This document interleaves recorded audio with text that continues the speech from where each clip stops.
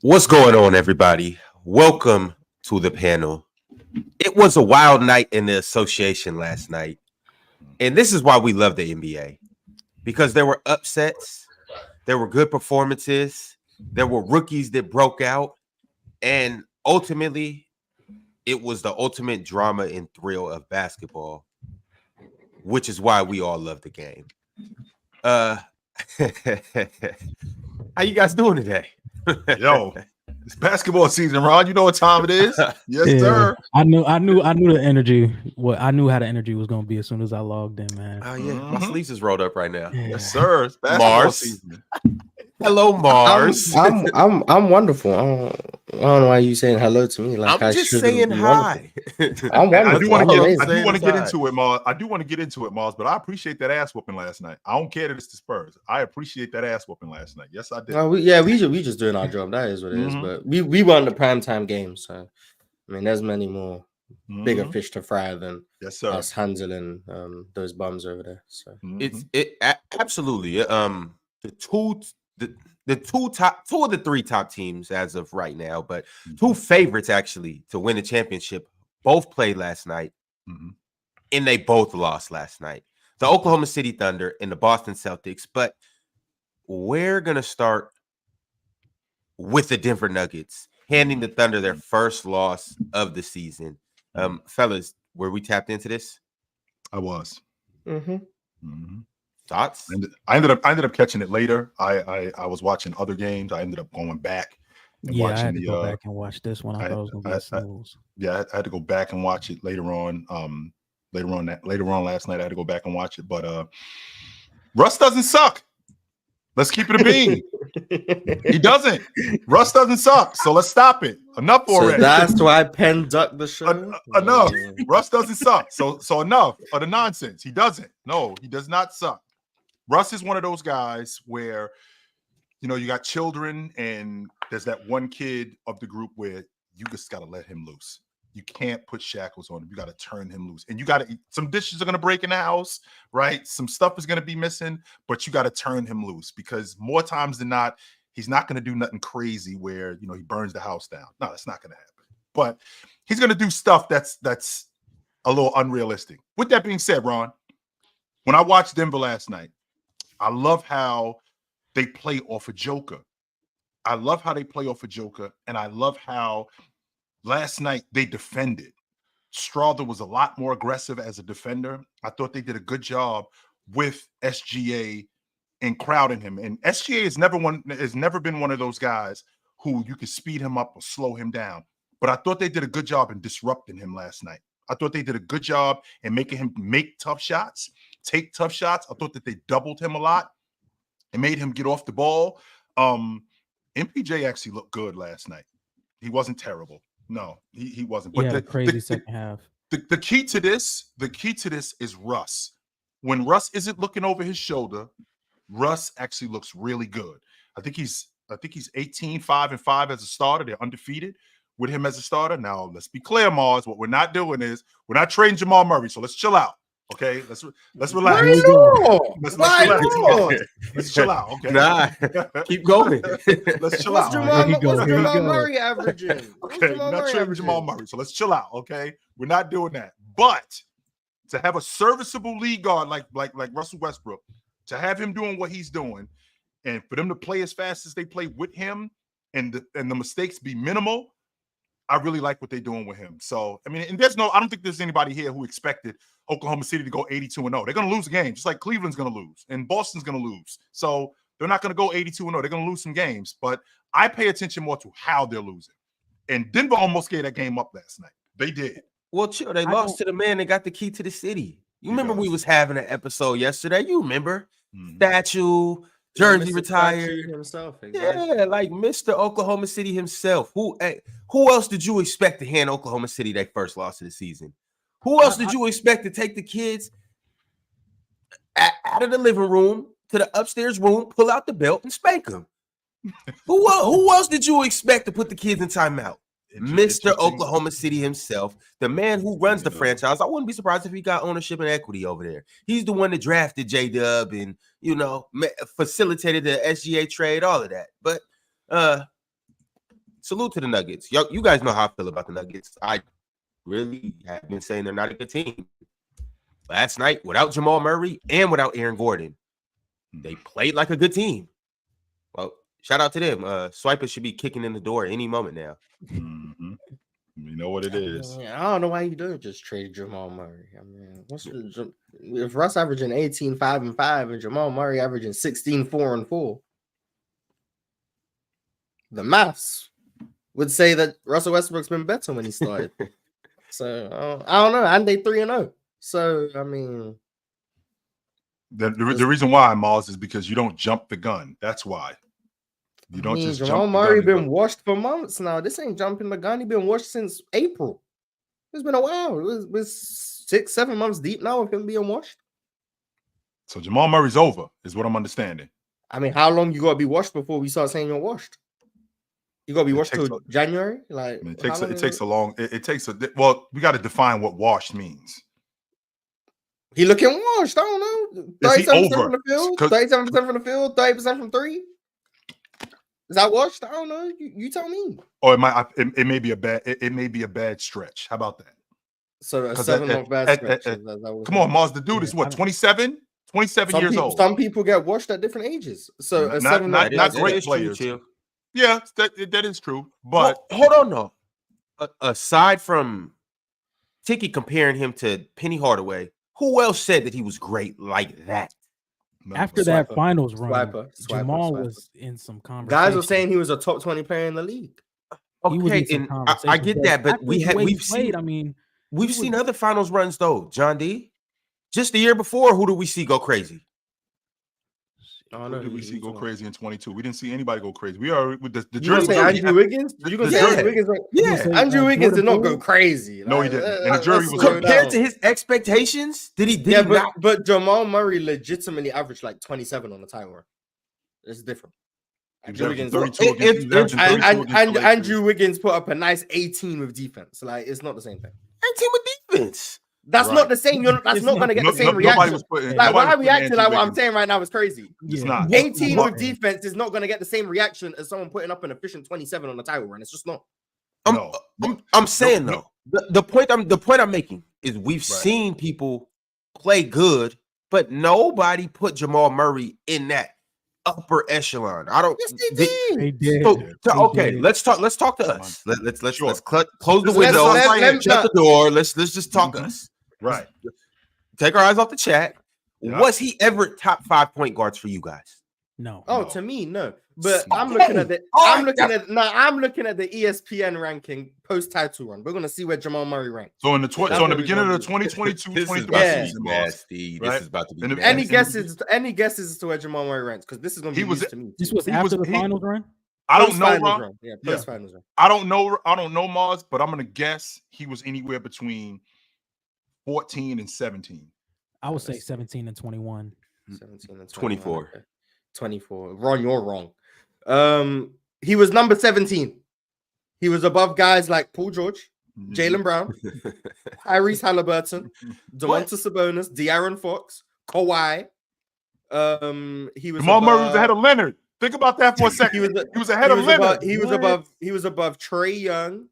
He was above Jalen Brunson, who was at number 32. He was above Kyrie, who was number 34. He was above John Morant. Which, by the way, Mars, Trae Young was 1 year removed from being in the Eastern Conference Championship. 1 year, and he just jumped him. He was 17, Ron. He was 17. That's how he was being viewed by. So he was 17. Media. So if I'm understanding you correctly, Mars, he was 17 amongst players. So where do you think he was at, Ron, amongst league guards at that point? 4, 5. Oh yeah, let me actually look. If he was 17 amongst players, still wasn't top 5. He was ahead. So Trae Young. So Trae Young at that point was a top 5 player. Yes. I mean, top 5 league guard. Yeah. And that's still what we actually respected Trae Young. We were kind of surprised. Top 5 for you, but for the ESPN, he was very clearly top 5. For ESPN, Mars, you know how nasty ESPN. They had Dame above him. I just asked you guys though, was he top 5 for you guys? And everybody up here said no. Ox, was Jamal Murray ever a top 5 point guard for you? And I know he was never better than De'Aaron Fox to you. So that's one. He couldn't have been above Steph, so that's 2. He couldn't have been above. I know how you feel about Luka, but he still couldn't have been above Luka. He was That's never 3. above Luka. He wasn't above. Okay. Dame. It was never. It was never. I was Dame. tired. I was so tired of that whole summer. We had to listen to, are these 2 guys a top 5 duo of all time and all that type of shit. That was crazy, bro. The good old days. The good old days. Keep Ron. You know what, Ron? Keep me out. Those were the glory days. Keep me out of this, Ron. I don't want to take no part in it. Peak PC. Yeah. Yeah, that was sick, bro. That was sick. Jamal Murray's not Jamal Murray. I'm not even sure if he's a top 10, bro. But with that being said, though, I don't think that they should trade Jamal Murray or come off Jamal Murray. And I think that Jamal Murray and Westbrook can play together. Mars, give me legit logic on why you got to move off of Jamal Murray. Legit logic, please. Get better players on other positions. You've already got a better point guard, so why do you need them? Just get a better wing, get a better 2 guard, get better elsewhere, get better depth. Use Jamal Murray as leverage. You can go. You're talking about Russ being the PG, Mars? 18, Mr. 18, 5 and 5, yeah. Oh, so Tars is back. Yeah.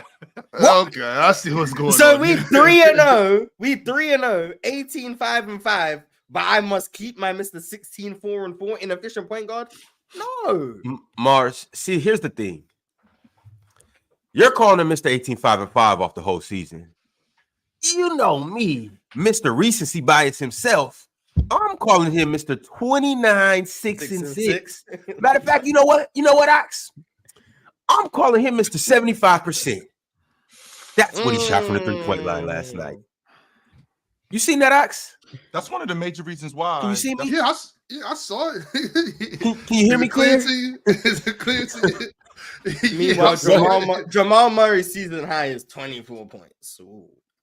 I mean, but who, like, what, Mars, what can you get? Like, what are you going to trade him to the Lakers for D'Angelo Russell and somebody? Like, what are you going to do? We go to Brooklyn. We'll be like Cam Johnson, Dorian Finney-Smith. You get some nice depth pieces on the wing. Get some nice shooters, more defense. Yeah, that's what I'll be looking at. Some nice extra role players. We don't need another star. First of all, we got Russell Westbrook, MPJ, Aaron Gordon, Jokic. Christian Brown is playing like the most improved player. So we got those guys. Then we had Peyton Watson and Julian Strawther Swiper. I apologize. Julian has looked beyond competent. I apologize. Man, you wait for Julian to have one good game and you say he looked competent. That's crazy. This is the downside. Some of the other games, though, I'm sorry, Mars, if I interrupted you. Keep going, Mars. Nah, he been. But I think, yeah, you get some extra depth pieces. We've been saying since the championship run, all they've done is lose depth. So if we add a competent wing like Cam Johnson, we add a competent wing like Dorian Finney-Smith, that improves the team. That improves the team exponentially. It's not all about star talent. When you got Jokic, you're gonna make guys better anyway. So all you need to do is get guys who are able to finish plays, finish shots. Cam Johnson, Dorian Finney-Smith can do that. If they want Ben Simmons, go get Ben Simmons too. This is the downside of bringing a guy like Russ into your crew. I equate it to Terrell Owens when he was older. Like when Terrell Owens was older, when he started like bouncing around the league, he's the guy who will come into your camp, your young wide receiver that's in year 3 or year 4, that's still good. Terrell Owens is taking his job and throwing a monkey wrench in everything that you're doing. That's what's going on with Russ right now. Because now we up here talking about Jamal Murray potentially being traded. When in reality, there is no. I'm not interested. I'm not entertaining Jamal Murray being traded. No one's talking about that. That's because you're boring. No, that's because you're boring. No, it's not that. It's not that I'm boring, Mars. I'm just not interested in. I'm not interested in trading. I'm not interested in trading Jamal Murray off the strength of Russell Westbrook playing good right now. No, I'm not loosen doing up that. a bit, chill. You're being boring. Hell no. Yeah, it's very boring. First of all, I know how you dudes are. I know how you feel about him, Ox. You want him out the league. Matter of fact, you don't even want him off. I didn't say that. I would never. Verbatim. I would never. No, verbatim. Because I would never advocate for a brother to lose his gig. I never said that. All I said was he's not the same Russ he once was. I think Russ is a living legend. He's a walking, talking, living legend. He just sorry now. I think last it is. Like see, Chill, you heard elementary and took it as disrespect. I said elementary. You said he's the worst player per minute in the league. Yes, but that's different. That's two. These are two different incidents, Mars. So you've been hating. That's not hating. That's just speaking my truth. Those are my facts. Those are my opinions. Those aren't facts. I think Yes, they are to me. They're facts to me. Your facts are I'm not entertaining trading But Jamal you're Murray. talking about trade Jamal Murray. And I'm a hater. I'm not interested in talking about it. I'm trying to make the Nuggets better. I'm not a bad guy. They did look better last night with a new lead guard and one that wasn't in the game. One of the main reasons why they look like that, Ron, is because they're making shots. That's the difference in what they're doing. Like they weren't making shots 2 weeks ago. They're making shots now. That's why they were, because we were relying on Joker making 6 and 7 threes just to be in games, not necessarily to win games, just to be in games. We were relying on Joker to do that. We don't have to rely on that anymore. MPJ actually that happened one time, y'all. That happened one time. One time too many. That happened one time. No, this is what we're doing with this narrative nonsense. I'm not gonna let Mars the casual, not gonna let Ron the casual. All y'all said that the Nuggets were gonna be trashed, and then obviously you're just doing this nonsense. And then y'all said Russ was gonna be bad. So here's the thing. I don't have time to do all this. Russ is not pushing any conversation. Chill. You ain't got to worry about none of this. There's no Russ issue. There's no issue with him and he's playing too well and Jamal's getting traded. There is none of that. There's none of that. Russ is doing exactly what he's supposed to do. He's playing very well. He's loved by the team. He's loved by Jamal. He's loved by Malone. And again, I want y'all to notice this too. One of the things that shout out to Michael Malone. Michael Malone, what he did, he's been closing the Raptors game, and then he closed yesterday with the Thunder with Julian Strawther to develop him. Love that. And so what's happening is they're trying to find new lineup variations because they got to get Strawther, they got to get Brown, they got to get Watson ready for the playoffs. And so if y'all remember last Friday, we didn't have a show. Obviously the next Saturday, I know you. I think you had the chill. But remember, they closed with Russ that game, and it messed up their spacing. And so what they've been doing is they've been putting the shooters around him to close out the end of those 4 quarters in those games, and it's made like a really big difference. And so, I mean, Russ has been playing really well. But honestly, man, like Michael Porter Jr. was huge. Russ and Michael Porter in that third quarter, they took over. I think Mike had 5 threes in the second half. Russ was just going crazy. I think he was like a -3 or whatever in the second half, but he obviously led everybody to do what they do. But the Nuggets, man, what they did is they changed up their defense. They went the 3-2 zone yesterday. They cut off their shooting. They cut off the drives to the rim. And one of the things, Ox, that Russ has changed this year, the Nuggets, I think, are 4th in free throw attempts per game. All that's because of Russ and Christian Brown being inserted into the lineup, man. Like he's made a really big difference with them being able just to generate contact at the rim. And interesting, you bring up Christian Brown. I'm sorry if I interrupt anybody. It's interesting, Swipe, you bring up Christian Brown because this is exactly what I was talking about when we talked about getting new guys on the crew. When in reality, what you need, you may have it right there. A lot of people were nervous about moving off of KCP. I didn't have a problem with it off the strength that I looked at what Christian Brown did, and I felt like he could develop into something similar to that. A lot of people think that you have to be exactly that. No, we can get something similar to that, and then you bring something different. So I got a younger, more athletic guy on the wing who's great at finishing at the rim, and he can be a threat at the long ball line. Sure. Will he defend like KCP at that level? I don't think he can defend at that level, but he's also not a cone, and I think that that's huge. No. Chill. To be fair, he's been a better defender in ways than KCP. He's not a screen navigator. He's not KCP. It's a screen navigator. That's what. But in terms of defending like wings and stuff, yeah, he's a much better wing defender for sure. And that's where the trade-off is. Okay, I mean, you have to be damn good, especially if you're gonna compete for championships. You got to be good getting around screens. You can't just die on screens. You can't be a magnet, in the words of my man Ox. That can't happen. But with that being said, he's good in every other aspect. He's a pretty good one-on-one defender. He closes out really well. I think he's really good at taking charges. What you have, and you got him on a cheap. You still got him on a rook deal, so that helps tremendously. So I was big on Denver off the strength of having Joker, and Joker being able to carry a lot of what you guys are doing offensively last night. I just really dig the fact that Joker only wants to play one-on-one within the system. Like Joker isn't one of them guys where you just dump the ball into and just go get a bucket. No, that's not Joker. Joker wants to play one-on-one with action around him. He's not one of those guys where you just throw him the ball and you just stand around and watch. No, he's way more effective when you throw him the ball and you got action going on, because his mantra is, I'm getting you guys off, which is going to help me get off. I think last night was like the best we could have saw from Russell Westbrook offensively, because there was points where Jokic had the ball down low, and the second they helped off Russ, he was cutting. Same happened with Christian Brown, and then Michael Porter Jr., who hit 5 threes in the second half. I just think the way they were playing off of Jokic was probably the best they could have all season, and I think Christian Brown has been phenomenal. I mean, he puts pressure on the rim, and the way he's been defending, he had some good possessions against SGA. Peyton Watson had some good possessions against Chet Holmgren, and I said this team was still going to be really good this season, but I don't know. I think they're still in that conversation, and I think Murray could figure it out too. I mean, he hasn't been he hasn't been playing well, but I think he can figure it out. Shout out to Peyton Watson too with the game saving block on 100%. SGA. Even though it shouldn't have been that, they had the game wrapped up in a game. Should have made his three. Joker, 3 of them, not 1, not 2, but 3 turnovers in the meat and potatoes of the game. 3 of them, and that almost had another one too. He should have had another one. Almost killed him. The one where he got fouled by Caruso. 3 turnovers. Like if Russell Westbrook had them 3 Wait, turnovers. what'd you say? What'd you say? That's a fact. He heard him. Anyway, the question I was going to ask you, because I'm watching last night and I'm watching Joker.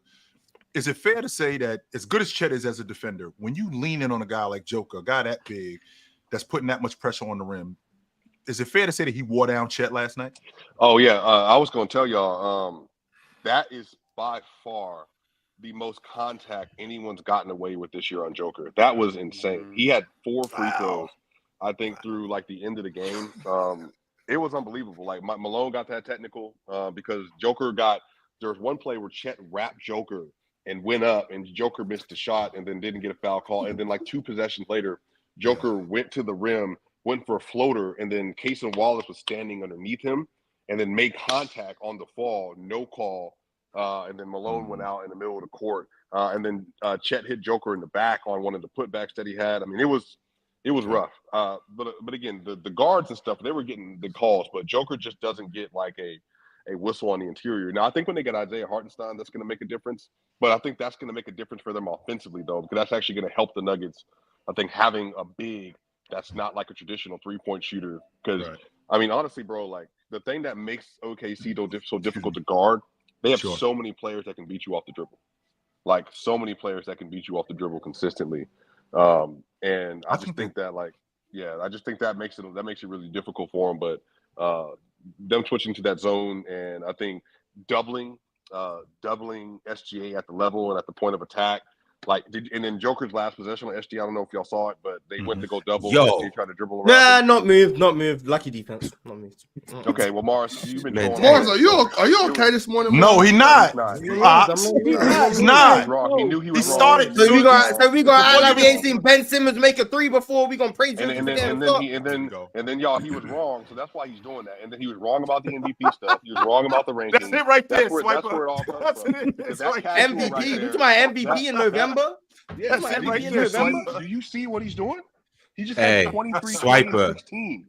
Swiper. Okay. I know I said what I said about Jokic with this MVP stuff. He's averaging 29, I know I talked 13, about and 11.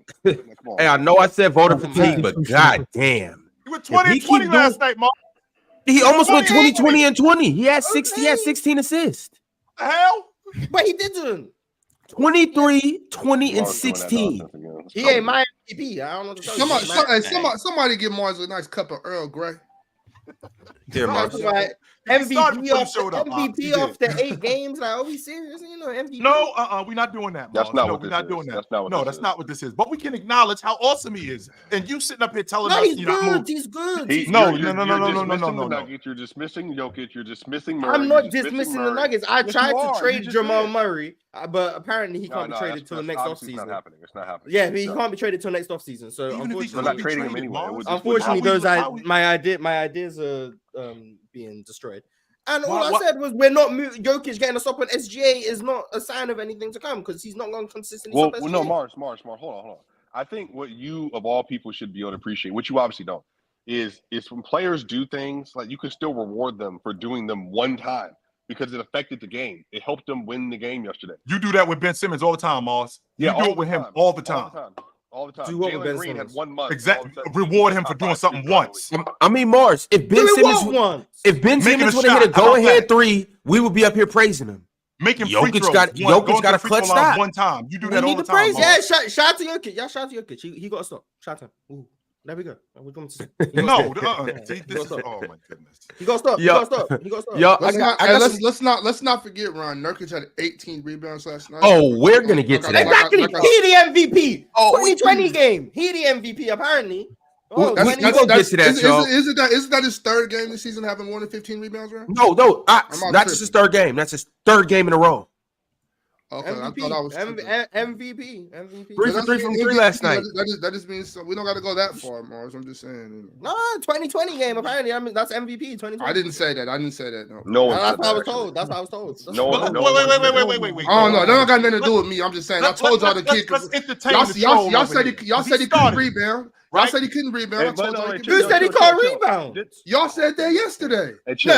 No one said Nurkic can't rebound. Isn't Mars the one saying yo, check. That's what's keeping him a job. No one said Nurkic can't rebound. 100%. He said that, Swiper. Yes, he did. Somebody get my back. I know I heard that. No one said Nurkic can't rebound. It was I watched Jokic put out 20 rebounds against Anthony Davis. Nobody said he couldn't rebound. None of us said that. The rebounding was never the concern with Nurkic. It was every other aspect of it. It was his motor. It was his defense. It was stuff like that. It looked pretty damn good last night. Thank you, Nurkic. Yeah, but when we gonna talk about that Bam Adebayo fake offense?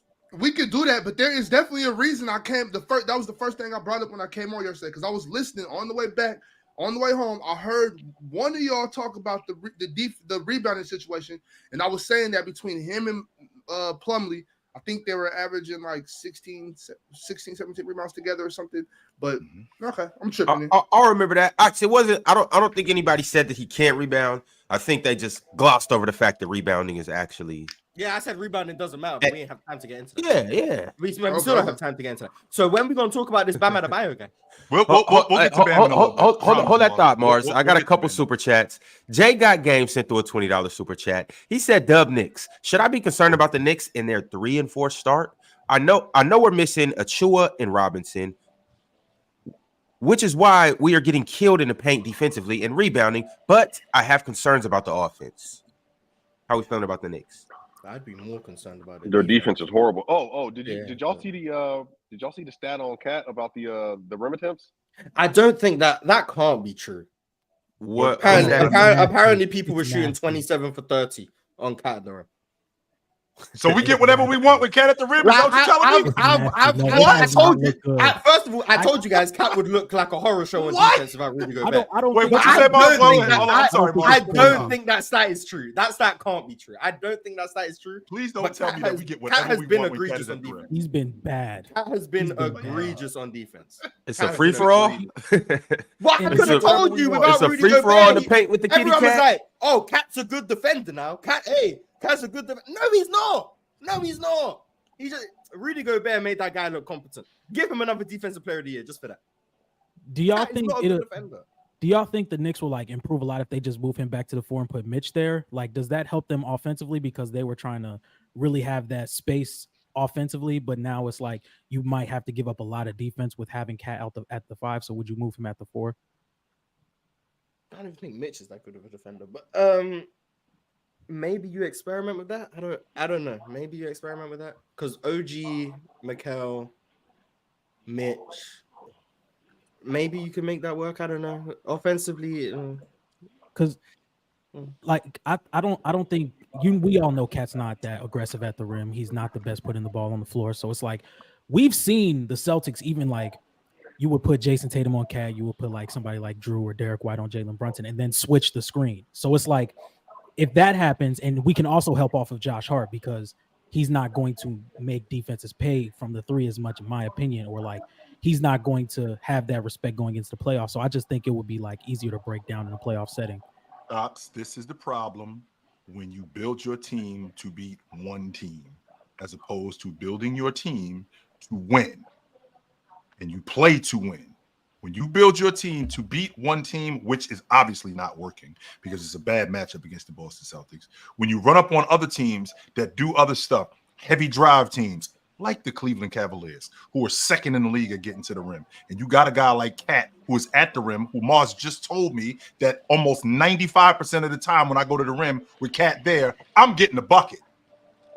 That's not sustainable at all, because if you think that you're just going to outshoot the Boston Celtics, but then run up on the Cavs and they can get whatever they want at the rim, you might not even get to Boston. This is the problem when you build your team to beat one team.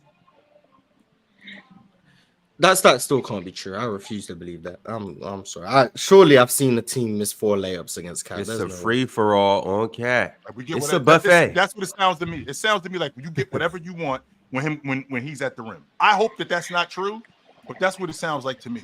And to your point, John, you talked about Cat putting the ball on the floor. I mean, Cat will put the ball on the floor. The problem is that he can be out of control. I think last season, he led the league in charges. So he's one of those guys who has to be more in control, considering I got a problem with OG Anunoby just chilling in the corner. That's my issue. My issue with chilling. One more time. Where should he be chilling? Well, why isn't he more involved in the offense? Is my question. Because he's not that good offensively. Well, see, that's not true, Mars. Because I watched him in Toronto, and in fact, that was one of the main reasons why he wanted out of Toronto, because he wanted a bigger role as a scorer. Because he thinks he's that good. Because the 17 a game the 17 wasn't enough. He looks at himself like he can put the ball on the floor better. He looks at himself like he can get to the rim better. Now, have I seen that? Not really, especially in Tibbs' offense, where it's very ball dominant from the lead guard in Brunson, and the action with both Brunson and Cat getting downhill. There's not a lot of draw and kick, and it's not a lot of one-on-one opportunities, or even within the flow of the offense for OG Anunoby. So this hasn't looked good for him early. So would you like put him as more of a priority than Mikal offensively, or would you put him like? Would you have lineups where he's more prioritized offensively over like a Cat or a Mikal? Because I think they have two better offensive options in Mikal and Cat, to where if he's going to have to spot up, like that's what he does best. It's like if he's going to be consistent knocking down the three, then that's what we should have him doing. Like Karl Anthony Towns is still liable to give you like 20 and 10. So I just don't know how you're going to prioritize him when you have guys like Mikal and Cat still being the second and third option offensively. So 2 things, Jay. One, I didn't want to sign him back because I think Mikal Bridges is better than him. And I thought you got him for cheaper. I think he's a better defender. They ended up signing him back, right? So I was comfortable with him going off the strength that you had Mikal Bridges. But now that you're going to have him on the floor, we do have to involve him in the offense. So how do we involve him in the offense? We do have to involve him in the offense, to your point, where he is more of a spot up. He is a spot up shooter, but I do think he can play some one-on-one. The question is with the spacing with him playing one-on-one. I mean, Cat stretches the defense. Mikal Bridges stretches the defense 100%. So I think his game could be more in between when you're talking about one-on-one, and I think that could help them. I would like to take this time to move off of the Knicks and talk about the team that beat the Knicks last night. Would we like to respect the Hawks and Trae Young? You see Zachary Ricochet? I've seen Jalen Johnson and Zachary Ricochet. Shout out to Zachary Ricochet in case you missed the game last night. He had by far not only his best game, but the best game from a rookie so far this season. He had 33 points. He had 22 at half, 7 rebounds, 3 assists, 3 steals, 2 blocks, went 6 of 10 from 3.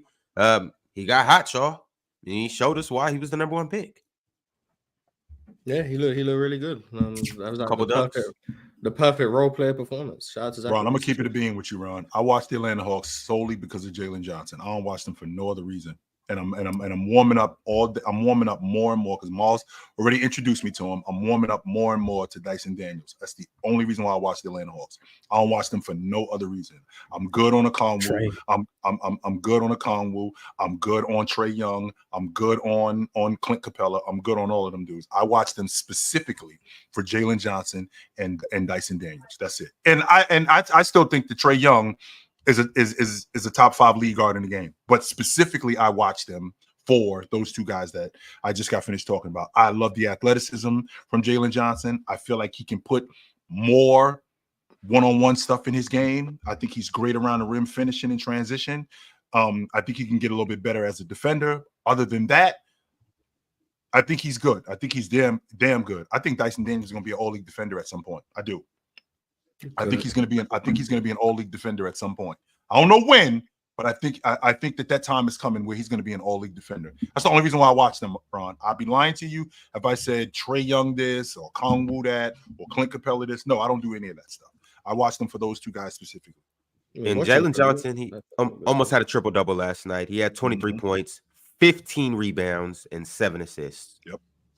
It's casual. That's what we do, man. That's what we do. But can we talk about Bam Adebayo? Let's get to it, Mars.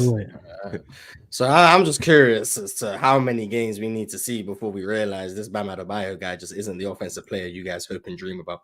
And maybe he's just flawed. You guys or somebody specific, Mars? You're the main culprit, but you're not the only person in history who I believes that Bam Adebayo just has an untapped ceiling offensively.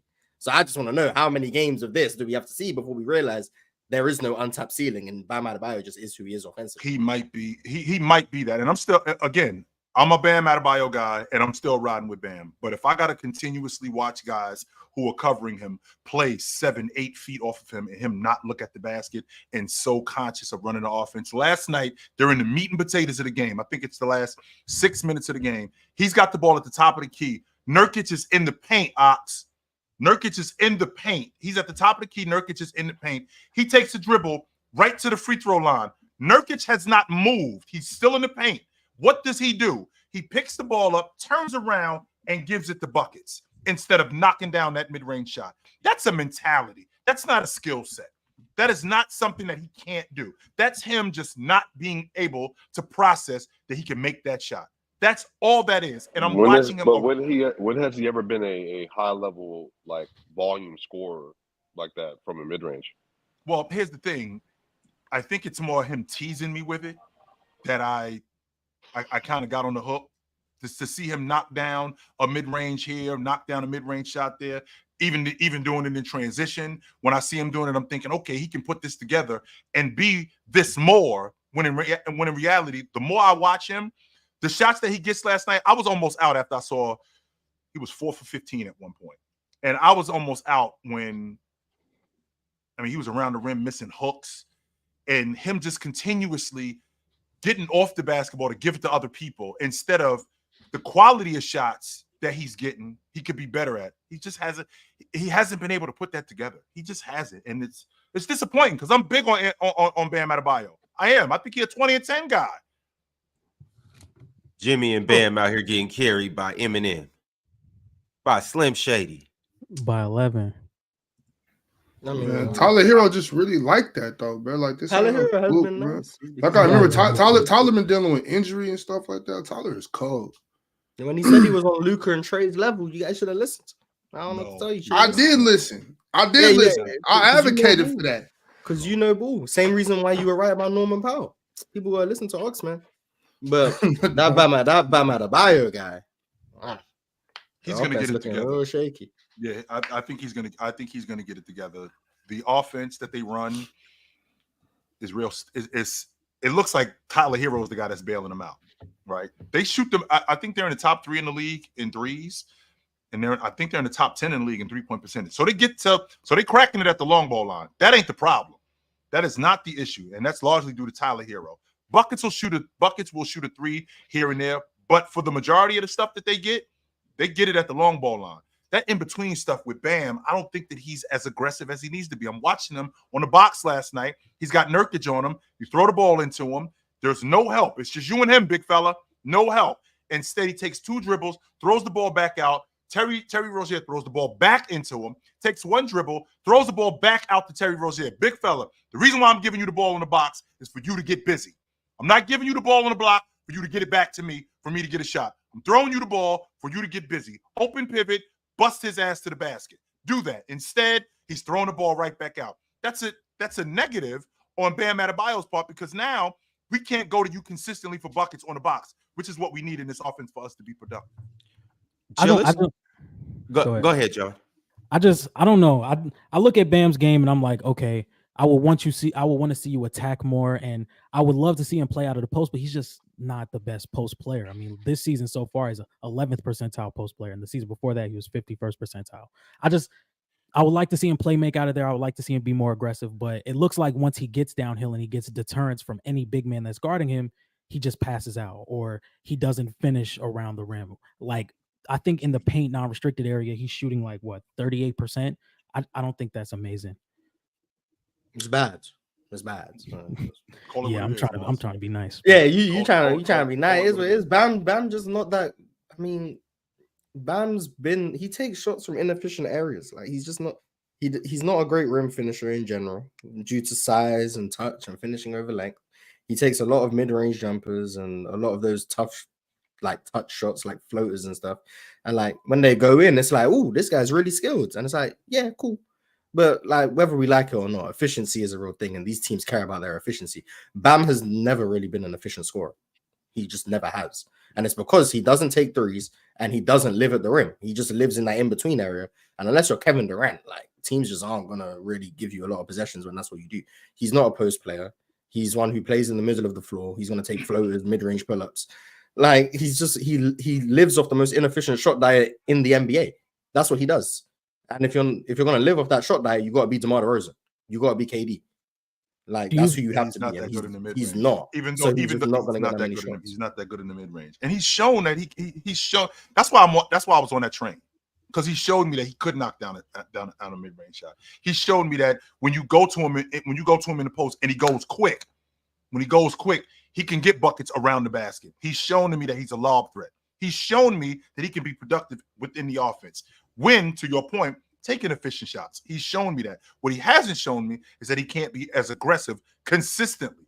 That's the part that's where it gets tricky with me, because the shots that you're talking about him taking, okay, he'll take a mid-range shot, and him knocking down those mid-range shots, okay, I need to see more of that. Only except he won't. He'll come off of that. Him being around the rim, he'll give me 2 or 3 jump hooks, even over length. To your point, when you're talking about him going over Anthony Davis, he'll give me a right hand hook. And then he'll get a mismatch with Jaylen Brown on him, and he'll give me a left hand runner, but he's not as consistent, which would explain why the numbers don't look as they should. And that's largely due to, I think, him being in his head about running the offense and not being as aggressive as he should be. I think he needs like a playmaking guard next to him where he can work through the pick and roll. I mean, if we look at the team, I mean, Tyler Hero not as an effective pick and roll ball handler. Jimmy Butler, Terry Rozier. He's looking to score.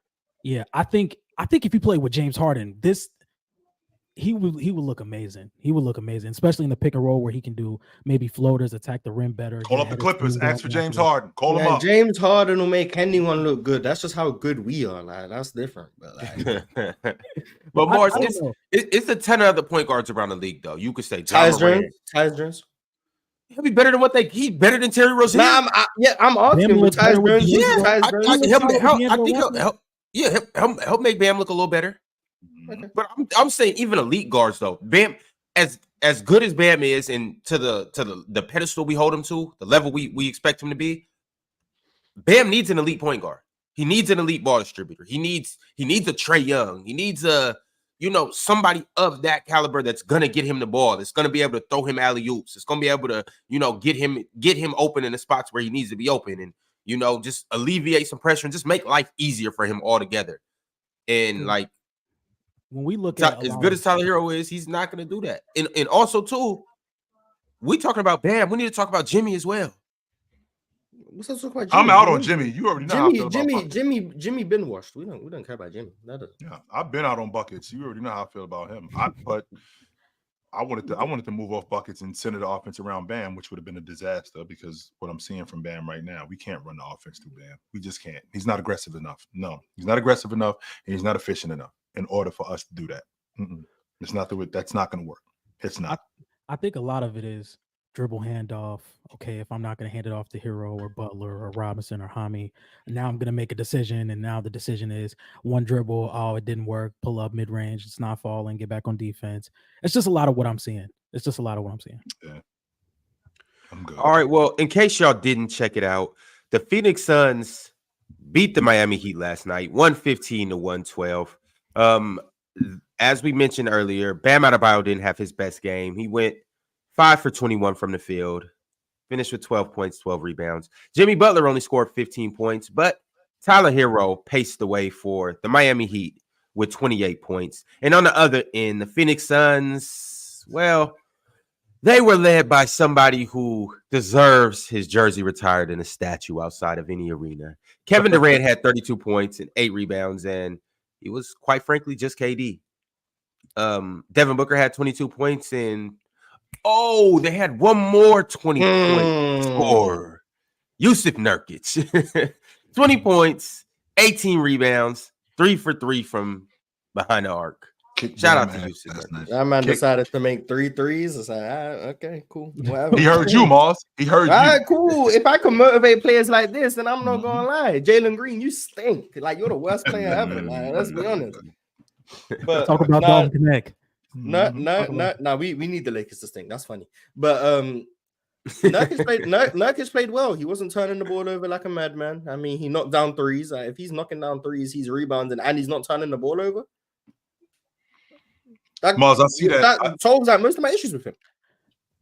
I do see that. I do see that corner action that you're talking about with Tyus Jones. Oh, give the ball to KD and go to the corner. Yeah, I do see. I did see that last night, but I also saw the connector action too, and I saw him kick the ball to Bradley Beal, and Bradley Beal hadn't made a shot, and he kicked the ball to Bradley Beal, and it was smart on his part to get Bradley Beal involved in the offense. Otherwise, a guy like that, you can get lost in the offense. So, from that standpoint, I feel like he is doing his job. But I do see what you're talking about. He does have to be a little bit more aggressive as a shot, not just creator, because he can't create shots for other people, but as a shot maker, he does have to be more aggressive in that aspect. Yes, he's doing his part. I mean, you got Kevin Durant, give the ball to Kevin Durant. I mean, I give the ball to Kevin Durant. Like, sure, 100%. They run the same play every time.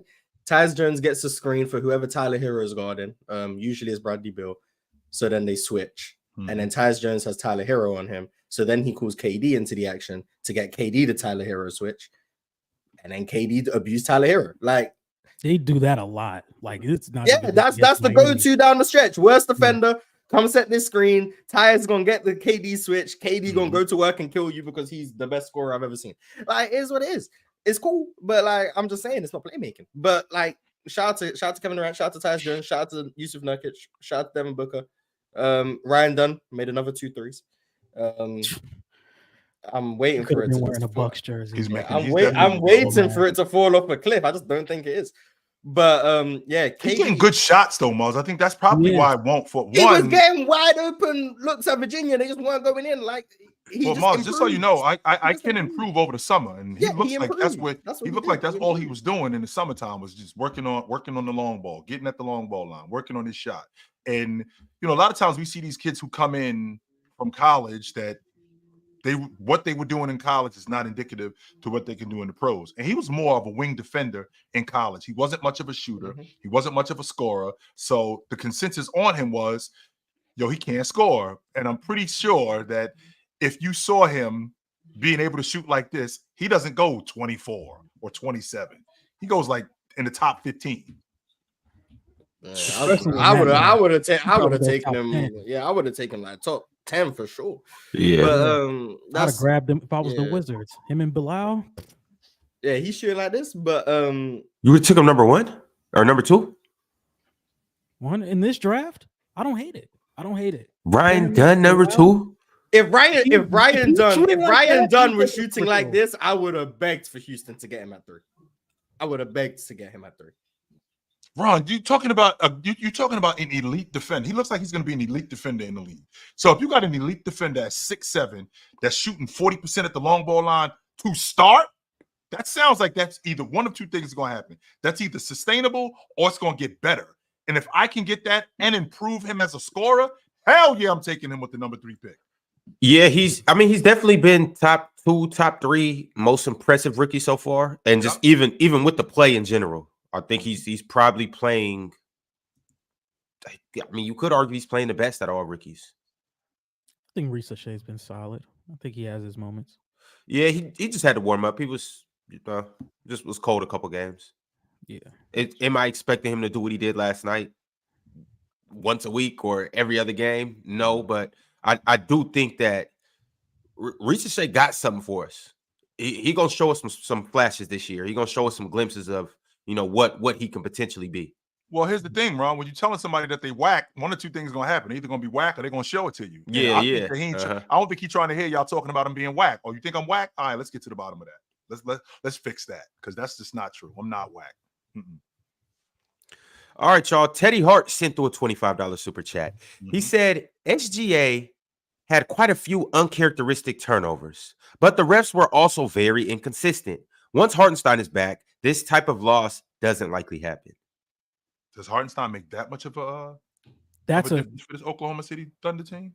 Yes, I think he does. In what way? Because again, I know who these guys are defensively, and they're already awesome. I mean, if I'm not, I went back and did some homework on what Miles was talking about. I mean, in terms of their defensive rating, they look like they're going to be better than the 04 Pistons, the 88, 89 Detroit Pistons, the Bulls in 96, the Bulls in 92. They look like they can be the best defense in NBA history. Largely due to Chill, what? They're awesome.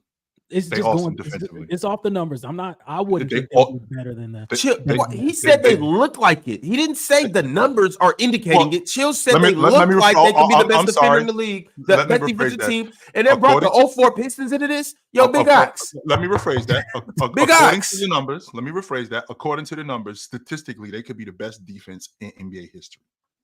Best. Largely due to the on-ball defenders that they got in both Lou Dort and Alex Caruso. I love how Lou Dort shoots gaps. I love that about him. And I didn't give Isaiah Joe enough credit as the defender that he is. He's not bad as a defender. I thought that he was just a long ball shooter, but he actually does give them a lot of quality minutes at defense. So does I'm asking you dudes because I'm thinking about what Hartenstein is. Because I always thought Hartenstein was a backup five. I always thought that about him. I never thought that he was a bona fide starter. So what does Hartenstein do for this crew to make them that much better? I think he's in the game. I think he's in the game. Oh, I think he's closing the game. And I think the way that Christian Brown and Russell Westbrook, they were creating their rim pressure off cuts and just attacking closeouts. I think that helps. Now you have Isaiah Hartenstein glued to Jokic and you have Chet roaming. I don't think they get as much rim pressure just him being in the paint and him roaming around because you can help off Peyton Watson.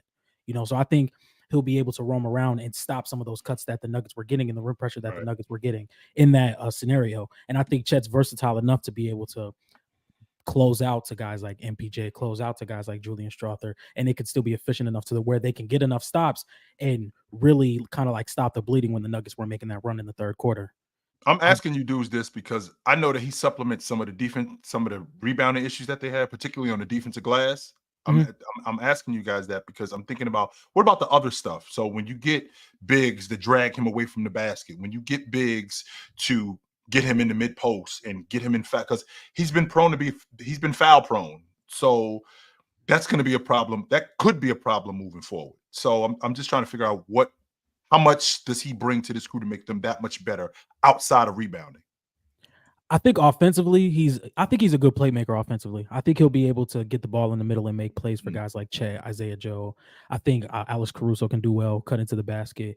I also think he's a solid rim protector. Now, I'm not saying he's one of the best defenders in the league, but he's definitely a positive next to Chet Holmgren, who's already one of the best rim protectors in the league. He's a great help defender. And that's something you could use next to Chet Holmgren, especially in a game like this where you guys are getting killed off cuts once you help off Jokic. And now you have Chet as the roamer, as the rim protector outside of Isaiah Hartenstein, who has more of the strength to guard Jokic. It kind of helps out the defense a lot, in my opinion, on top of having defenders on the perimeter like Kaysen, Lou Dort, Alex Caruso, J-Dub, SGA, who are willing to poke the ball free, who are willing to create turnovers. That's a really good recipe that's a really good defensive recipe. Like, I think they're still going to be like a top 3 defense in the league once he gets back, and I think it's going to look better. Teflon Gunsmoke said, get Horford off the floor. Side note, LaMelo Ball is the best point guard in the East. Cap. Wrong. Cap to what? LaMelo or Horford off the floor? Both of those. You can get Horford off the floor if you want. I don't care about that. But Cap. What? Luke Cornett minutes? Those are Cater's minutes. That's Cater's taking over. Cater's going to take over those minutes. But Cater LaMelo played good Ball, last night. the best league guard in the East. He ain't better than Trey. He ain't better than Damian Lillard. He ain't better than Brunson. Let's see who else is in the East. Somebody just screamed John Morant in the chat. Yeah, that's the well. That's in the East. John Moran is not in the Eastern Conference. Exactly. Eastern Conference team. Chill.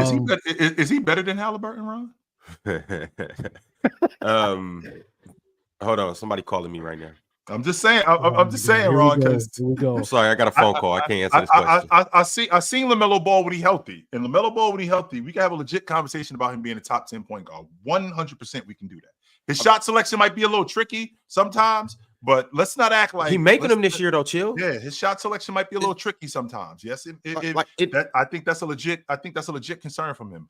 However, as bad as his shot selection can be, Halliburton is even worse on defense. So, I mean, if we're gonna cancel out some things, I could say the same thing about LaMelo. As good as Halliburton is as a distributor, LaMelo Ball might be better as a scorer. As bad as LaMelo Ball's shot selection is, Tyrese Halliburton's defense is even worse. Go ahead. I think LaMelo creates more mismatches than Tyrese Halliburton does because he's bigger, and I think he's better at getting downhill. So, I mean, I think it's a conversation between him and Halliburton. I don't think that it's a wash. Halliburton's just better than him. No, I think it's a conversation between outside of Luka and SGA. I think it's a conversation with LaMelo with any point guard. LaMelo is that good. He's competing this year on defense. He's scoring at will. He's shooting the lights out. Let's not forget LaMelo's one of the better distributors in the NBA. Correct. Like LaMelo is going ballistic this year. If you watched that game last night, in the fourth quarter, he took over. I think he had 15 points in the fourth quarter, and he's been doing that all year. I mean, y'all heard me come on the show yesterday and say he was second in the league in scoring.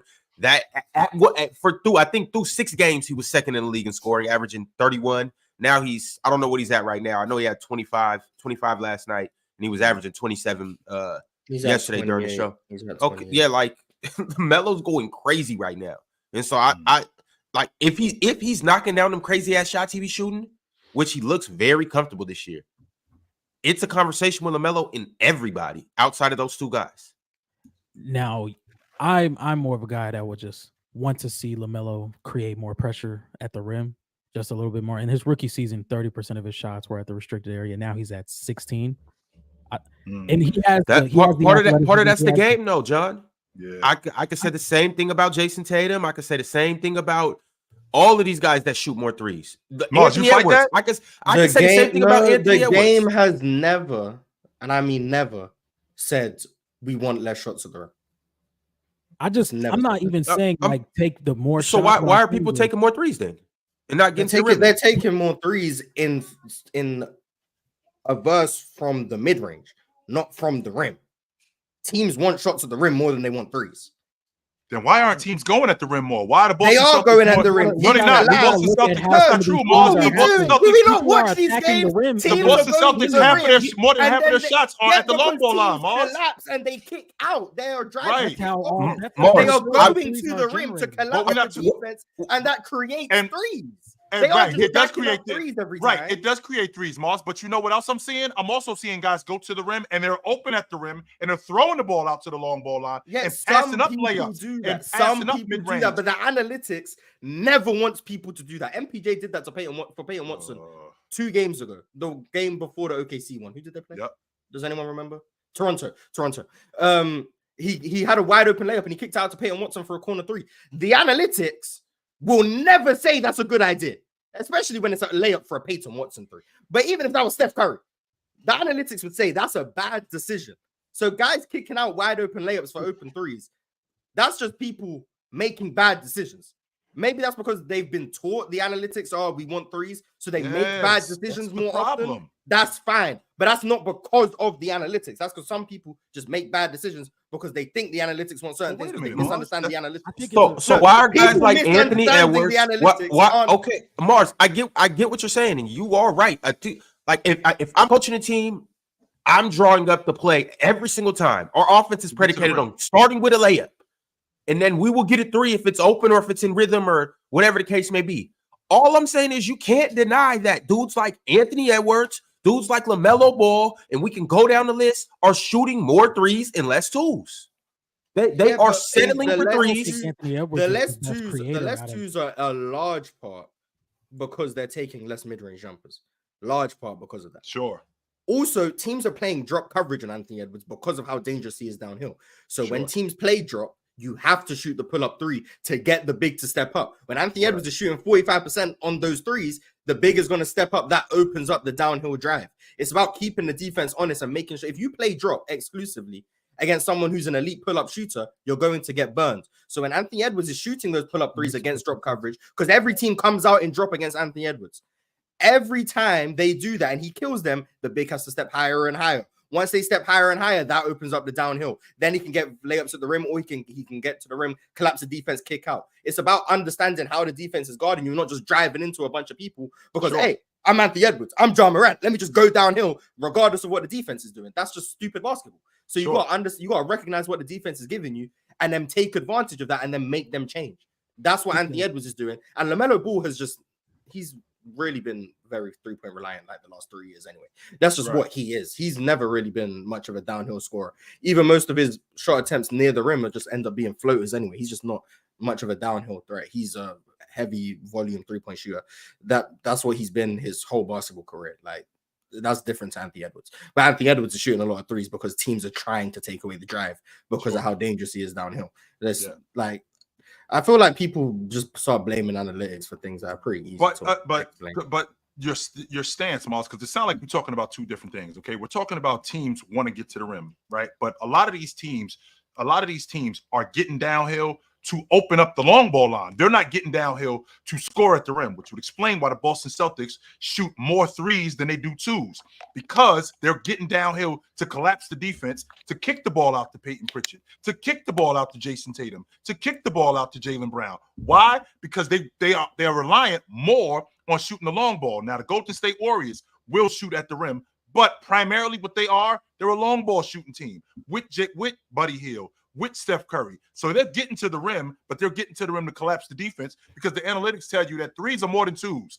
And because threes are more than twos, those are apparently better shots. Now, if these guys finished at the rim more, their offense would be a lot better, which would explain why the numbers say that it's not. But if you're gonna say, because this is what you're going against the defense. So if you're saying teams are getting to the rim for the sole purpose of collapsing the defense to create threes, then the defense would also be conscious of that. So then why does the defense keep collapsing? If if everyone's on the same page of threes are more than twos, the defenses wouldn't collapse to give up threes then. If that was the case, they would just let teams get twos.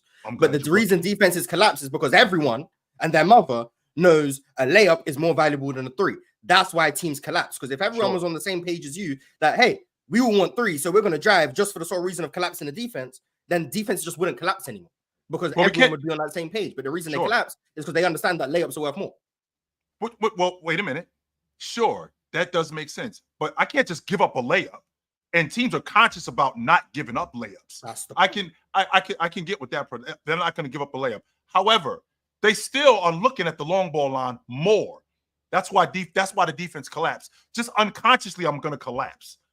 Even if you're not shooting layups, because the majority of these teams, and I keep bringing up the Boston Celtics shoot more threes than they do twos. And the reason why is because, again, the defense collapsed unconsciously off the strength that you might shoot a layup, which is telling me that you're not shooting layups. But because I'm going downhill, I got to guard the basket anyway, even though you're not shooting at the rim. So these teams, the Boston Celtics are prime. I keep bringing up the Boston Celtics because they're one of the better offenses in the league. They shoot 94 shots a game. 49, almost 50 shots are at the long ball line. That's more than half of their shots. But unconsciously, as a defender, if you're going to the rim, I'm going to stand in front of you. I'm not just going to run to the long ball line and just let you and just let you run to the rim. No, I'm not going to do that. Unconsciously, I'm going to stand in front of you and try to slow you down from getting to the rim, even though I know that you're looking at the long ball line. But there's the threat that you could score at the rim, even though you don't nearly as much. The point I was making is merely that I feel like a lot of players and teams just settle for the three more. That's all I'm saying.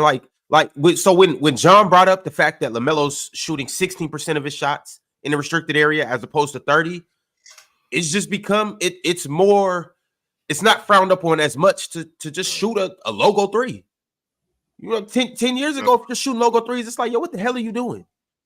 Nowadays, it's like Dame's done it for years, Steph's done it for years, Trae Young's made it acceptable, and now LaMelo's doing it. It's like, all right, it's just another shot. Get back on defense. I heard something you said, Morris, and I do agree. I think I do it a lot too. Where I'm so quick to be like, oh, it's just analytics. Now people are just playing the numbers game, and you know, and I kind of use that as an excuse a lot. But I do still feel like people would rather miss a tough three than make an easy layup. Like they're playing the numbers game. Like if I shoot 5 threes and I make 2 of them, that's, you know what I'm saying, it's better. That's 3 layups. So I might as well just keep shooting. You know, I mean, I think it's. But layups are easier than threes, like for everyone. Like Steph Curry would rather get a layup than an open three. But see, that's the thing. I know it's easy, but I don't know if they'd rather. You know what I'm saying? I still don't know if they'd rather take it though. Well, the analytics would rather the layups. I can assure you that. This is why if the players are misunderstanding the analytics, that's on the players. But the analytics always says free throws. Like this is the order of priority: free throws, layups, open threes, mid range, all the way down. This is where true shooting comes from. That's how analytics would value shots, because free throws are by far the most efficient shot in basketball. By far, the average free throw is about 77%. That's like 1.5 something points per possession. The average shot at the rim is about 65%.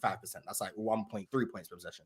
The average open three is about 37%. That's about 1.08. So, like, the open three is by far the least efficient of those shot types. And why are we shooting so many threes, Mars? What's the problem? Then why are these guys living at the long ball line? Shooting threes opens up the rim. Like, this is why Steph Curry was so dangerous in his peak and is still so dangerous now.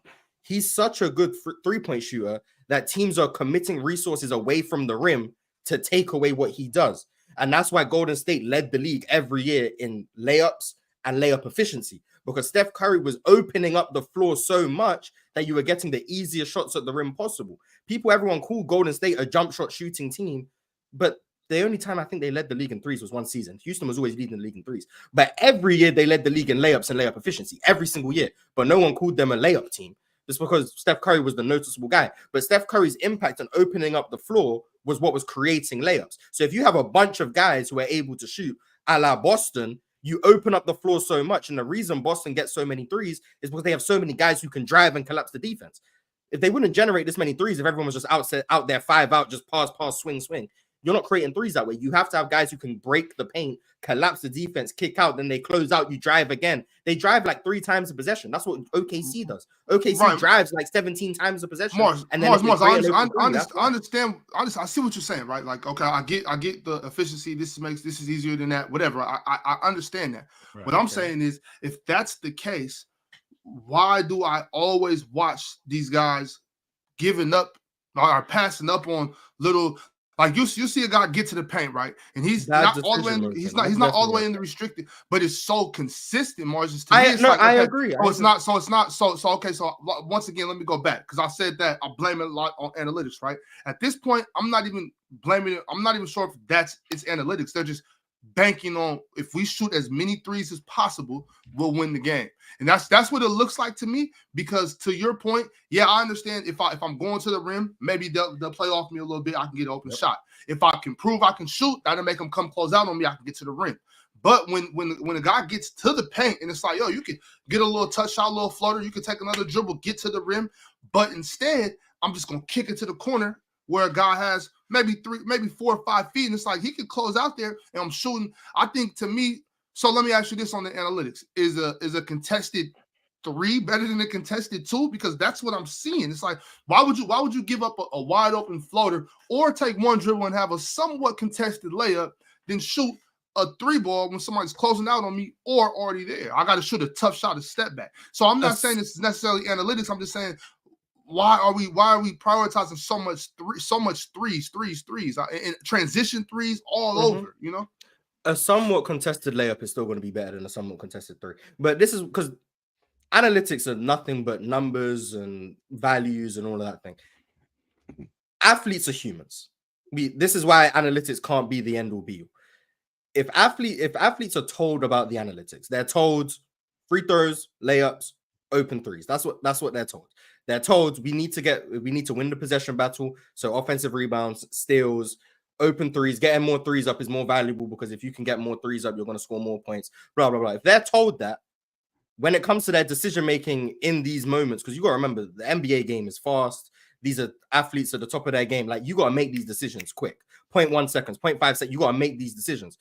So there's more often than not when people are being programmed in the way of we need threes, we need these, we need that, we don't want this. When they're programmed that way and they're taught that way, some bad decisions in terms of we have an open layup, but you feel like the Ben Simmons, Trae Young debacle. I'm not saying that's analytics, but I'm saying situations like that are more common because when they see someone rotating over, they've been programmed that drive, collapse the defense, kick. So even when the defense isn't even in the position to contest, they've been programmed to defense collapse, we swing to the open man, open three. That's what they've been taught. So this is why the analytics can't do everything. These guys have to be able to recognize these things in real time and make those decisions. And when they've been taught a certain way, not everyone is Jokic in terms of decision making. Not everyone is Trae Young. Not everyone is Luka. So MPJ is going to make bad decisions. Jalen Green is going to make bad decisions. Cam Thomas is going to make bad decisions. I'm not using these guys just to slander them. I'm just saying like those type of players are going to make bad decisions. That's not the fault of the analytics. That's just human error. Human error is very real. And when you've been programmed to be taught a certain way and understand the game a certain way, sometimes your decision making can be based off of that. But that's just a natural byproduct of we want these certain shots. I wasn't mad at Ben Simmons when he passed that ball. Because I'm like, I've been in a situation where I see out the corner of my eye, I see somebody rotate. I don't know who that is. After I passed, I'm like, God damn, that's Trae Young. Like I could have punched on him. You know what I'm saying? Like he didn't. I don't think. Obviously, when you're watching, you're not seeing what Ben Simmons is seeing. So you know what I'm saying? It's like he caught the ball. He seen somebody rotate, and he made a decision. It was a wrong decision, but that's like I wasn't all the way mad at him because he's a point guard or he's a guard. He likes to pass the ball.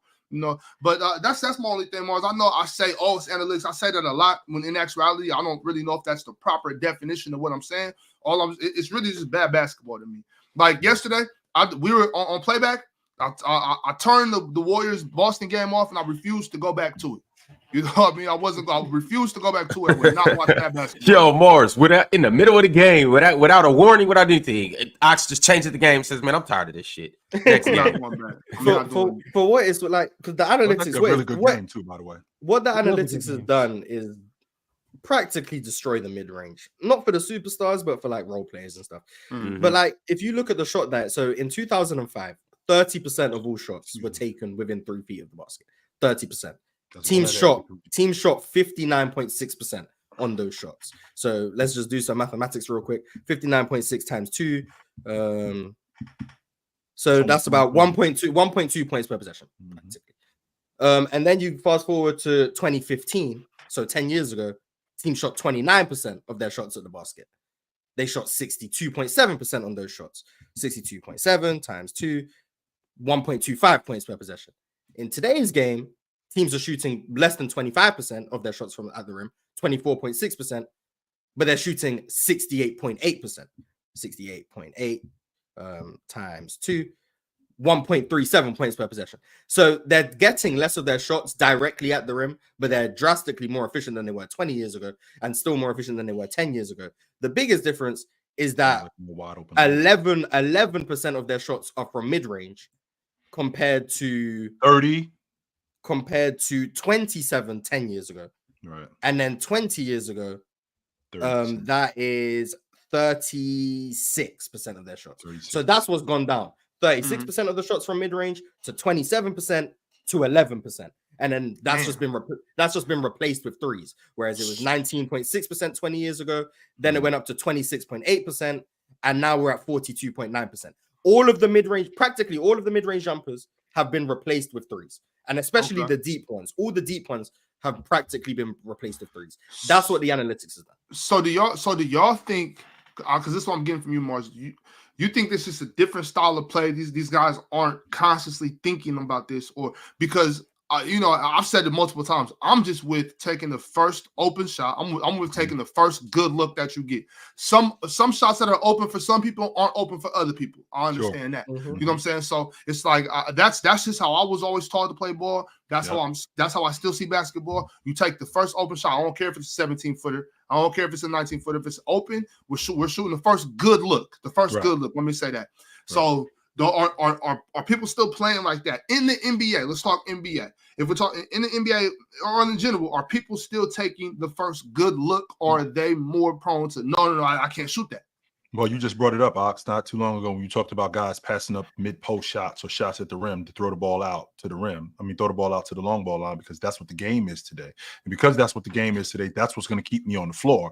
I got to be able to make long balls, right? Whether it's at the break, whether it's at the top of the key, whether it's in the corner, I have to be able to make this shot. You're not paying attention to me if I am making layups. Mars just brought up a really interesting stat. The fact that almost 70% of our shots are good at the rim, only except we're taking 11% of those. We should be shooting way more at the rim if we're doing that.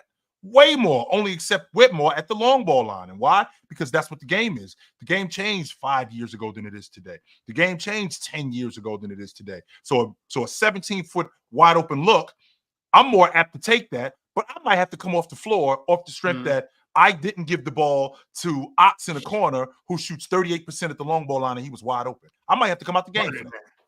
Well, so, Chill, that's why. And yesterday, I heard what you said. I heard everybody. I missed a great game, but I wasn't going to stay for the whole game anyway, because I was there to do the Pistons versus the Hornets, what turned out to be a great game as well. But I turn games like that, Chill, for a reason, because coming up, I've been kicked out of. We've had scrimmages shut down, practice shut down, get kicked out the gym for having at the end of the game, at the end of practice, was like, okay, we'll let y'all run for 20 minutes or 15 minutes of scrimmage. I've had times where it's not sloppy today, but then when you coming down and forth, just chucking threes and doing that, I was sloppy basketball coach. I end this shit. Get out of here. Well, I'm not doing this with y'all today. Yeah. And now that's good basketball now. I think that's my only thing. That's my biggest reason. What's a good shot is what's changed. I think teams want pace, teams want to get shots up. But what's deemed a good shot isn't the same as what it was 20 years ago. A wide open elbow jumper for anyone was really seen as a good shot 20 years ago. Now you get an elbow jumper for Kevin Durant or DeMar DeRozan or Shea, great shot, take that. We get an elbow jumper for Jalen Green. No, we don't want that shot. And that's not to really anyone's fault. It's just the analytics say this guy's a 42% mid-range shooter. We're getting 0.8 points per possession. Why would we take that when we can run a play and get a layup or run a play and get a wide open three? It's just clearly worth a lot more than 0.8 points per possession. Now, back in the day, analytics wasn't as big of a thing, and the game was slower, more isolation. You really took the best you could get. If you could get a Kobe Bryant isolation and get an elbow jumper, even if you only made 44% of them, it's like, yeah, that's the best we could get. But now half-court offenses this season are producing 0.95 points per possession. You'd have to be a 48% mid-range shooter to have an above-average half-court offense. That's what you would have to be. You're not going to be able to shoot 42% on mid-ranges and have an above-average half-court offense. 42% on mid-ranges is the third worst half-court offense in the NBA if you only took those shots. So you're going to try and cut them out. It's simply just a points per possession thing. Now, we can understand mid-range jumpers are valuable. Kevin Durant, valuable. Shea, valuable. DeMar DeRozan, valuable. The reason those guys are so valuable is because I'll use Kevin Durant because he's the go-to. Kevin Durant, over the last 4 or 5 years, has shot over 50% on mid-range jumpers. I think it's 52% because I had to do the numbers when I was being gifted on him and MJ. 52% on mid-range jumpers is 1.04 points per possession. That's the equivalent of the fourth best half-court offense in the league this season. Fourth best. And Kevin Durant can generate an efficient mid-range jumper whenever he wants. So if you have a player who can generate the fourth best half-court offense whenever he wants, teams want that. Analytics would say we want that. That's a great shot. That's extremely valuable, especially down the stretch of games, which is what Phoenix go to damn near every time down the floor. But if Kevin Durant is, not to disrespect him, LeBron James, who shoots 39% on mid-range jumpers, all of a sudden that same shot, we don't want it no more because that's 0.78 points per possession. So we've gone from 1.04 to 0.78. LeBron, if you don't lower your shoulder and get to that rim, Yeah, Like, get to the rim it's just now. different for But different people. that's also the thing though, Mars. So obviously we started the conversation, and I was just saying that dudes shoot more threes than twos. Sure. Here's also the thing too that we got to realize. I'm not saying the teams don't want layups, but we also have to acknowledge the fact that it's harder to get a layup than a three. Guys can just it's easy to take one dribble and take a side step up three. and you can just chuck up. You can just chuck it. Yeah.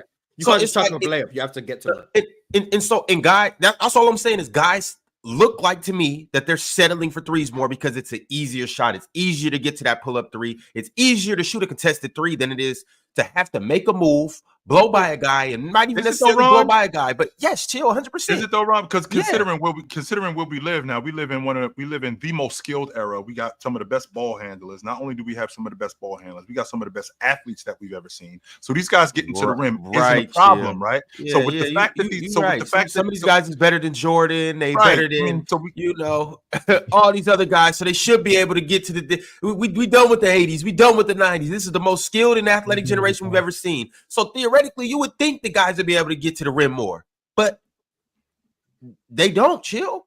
But it looks to me, and me and Ox just had this conversation, but it looks like they do. They just a lot of times pass that stuff up because number one, it's not sexy. The three is sexy. It's the long ball in baseball. That's what it is. It looks good. And to Mars's point, Mars, to be honest with you, some shots that look good for other people, some shots that look good for other people don't look good for others. That's the Steph Curry effect. You can't do that. That's not you. You cannot shoot.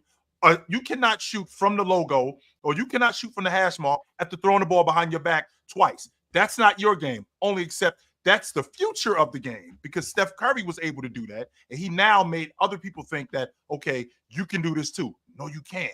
And then now it's enhanced the game where now we all have to shoot threes. We all have to be able to put the ball on the floor and shoot behind the long ball line. We all have to be able to shoot at the logo like Damian Lillard, when in reality, these shots are only for specific guys. And you are not one of those specific guys. In fact, the majority of you guys aren't those specific guys. No, these guys, Damian Lillard, James Harden, Steph Curry, those are the specific guys who can do that. And you guys aren't. And being able to get to the rim is much more effective for you. That might be able to keep you in the league in addition to you being able to defend, in addition to you being able to defend and rebound. That might keep you in the league longer than you standing behind the long ball line. But because that's what the game is today, that's what these guys think that's what they're going to have to do in order to stay in the league.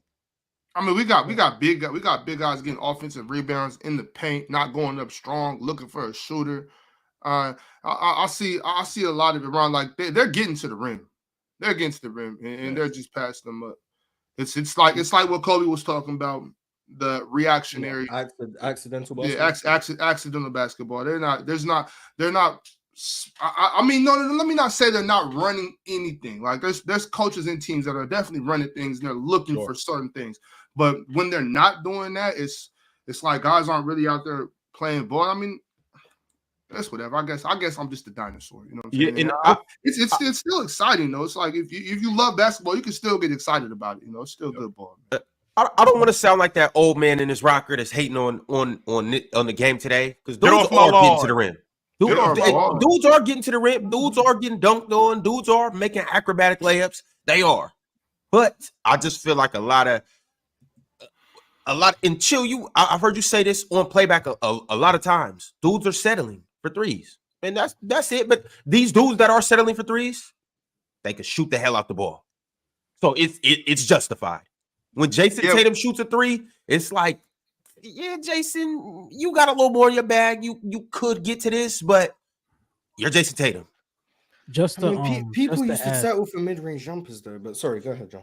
Just to add though, like if we're looking at a standpoint from guys who like aren't going to be creating as much for their offenses and they bring a few things to the game, wouldn't it really determine how much you play if you can stretch the floor? Because especially for like playoff teams, it's going to be like, okay, you're a solid defender and you attack closeouts well, but if you can't really stretch the floor, that kind of puts a wrench in everything we're doing offensively. Like guys like Jared Vanderbilt, who's great as a perimeter defender, isn't going to get much minutes in the playoffs because he can't knock down an outside shot. Guys like Josh Giddey, who generates solid rim pressure, can create for other players, but can't shoot the long ball line, he's not gonna get much minutes in the offense. So it's like if you can't really stretch the floor and you're not like an extremely above average defender or above average at anything else, how much minutes are you really going to get and how long are you really going to stay in the league in today's game? That's where the other things come in, though, Jay. Like in order for me, I can be an okay long ball shooter, but if I'm good at the other stuff, why do you think Marcus Smart been around for as long as Marcus Smart been around? Like Marcus Smart isn't a knockdown long ball shooter because you have to be able to do the other stuff in order to stick around. Patrick Beverley played 12 years in the NBA. Patrick Beverley is not a long ball shooter, but the other stuff that you able to do, the other stuff that other people won't do, because that's where we are in the NBA. We're in a space where all everybody is doing is shooting long balls. Well, I'll tell you what. How many of you guys are defending? Maybe that might be my space. How many of you guys are distributors? Maybe that might be my spot right there. How many of you guys are cleaning glass? How many of you guys are defending on the block? How many of you guys are doing that? Not many of you guys are doing that. I tell you what, a bunch of you guys are doing, though. A bunch of you dudes are shooting threes.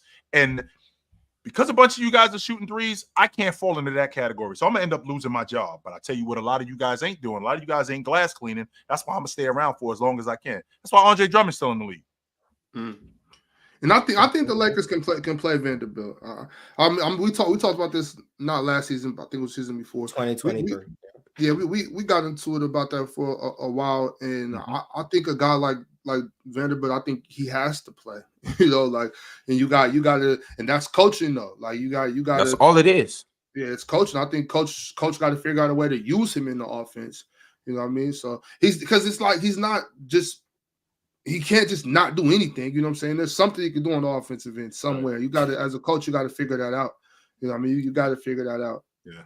I had a coach. Shout out to Ben Ettridge. I had a coach that would, I guess it's analytical. He figured out like where we shoot the ball best, each of us, right? And he would run sets that would end up with each of us being in our better spots. But if this person was much better at this spot, that was my high spot, then he'd go to where's your number 2 spot. You know what I'm saying? And he was running sets that would end us up in these situations. You know what I'm saying? Closer to where we're more comfortable shooting the ball. That's you know what I'm saying? That's analytics. Yeah, analytics. But he was a genius. Basketball. Is that what that is? That's 1,000% analytics. That's 1,000%.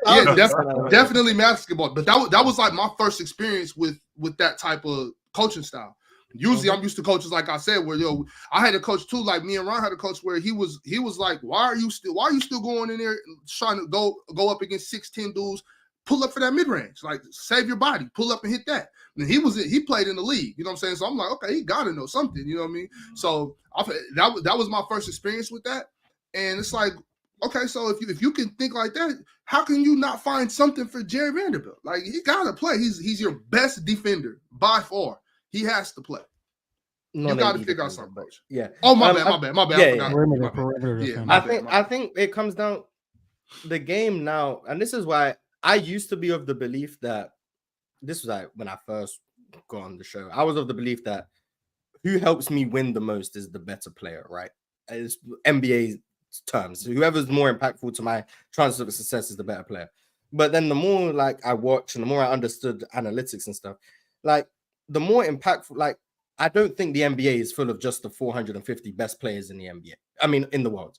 I think there's players who are clearly better than guys in the NBA, but they just don't fit the NBA's play style. They're better basketball players, but they aren't better NBA players because they're not role players. They aren't going to just catch and shoot threes. They aren't going to be movement shooters, or they aren't going to be point of attack defenders, but they're better basketball players. It's just the NBA doesn't fit them. So I think we're at a point now where the stars are going to be the stars. They're going to play how they play.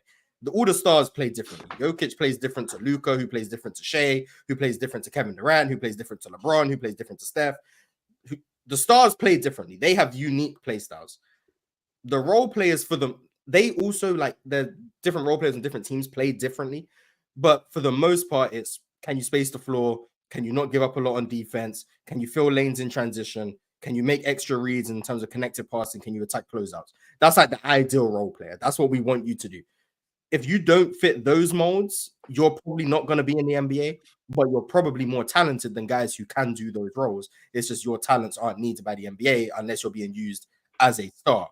So I think teams aren't cater to their offense or their defense around role players. You're going to cater your defense around Wembanyama's skill set. You're going to cater your offense around LeBron James. LeBron James needs shooters. So if we're the Lakers, ideally we get shooters. Now, what they've actually done with their roster whole nother question. But ideally, you get shooters. Around Steph Curry, you're going to need defenders, screen setters, high IQ guys.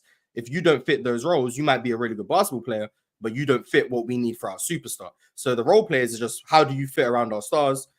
So there's guys who aren't in the league right now who are probably better than those guys. But like John Wall isn't going to be a role player in today's game. He's just not built to be a role player.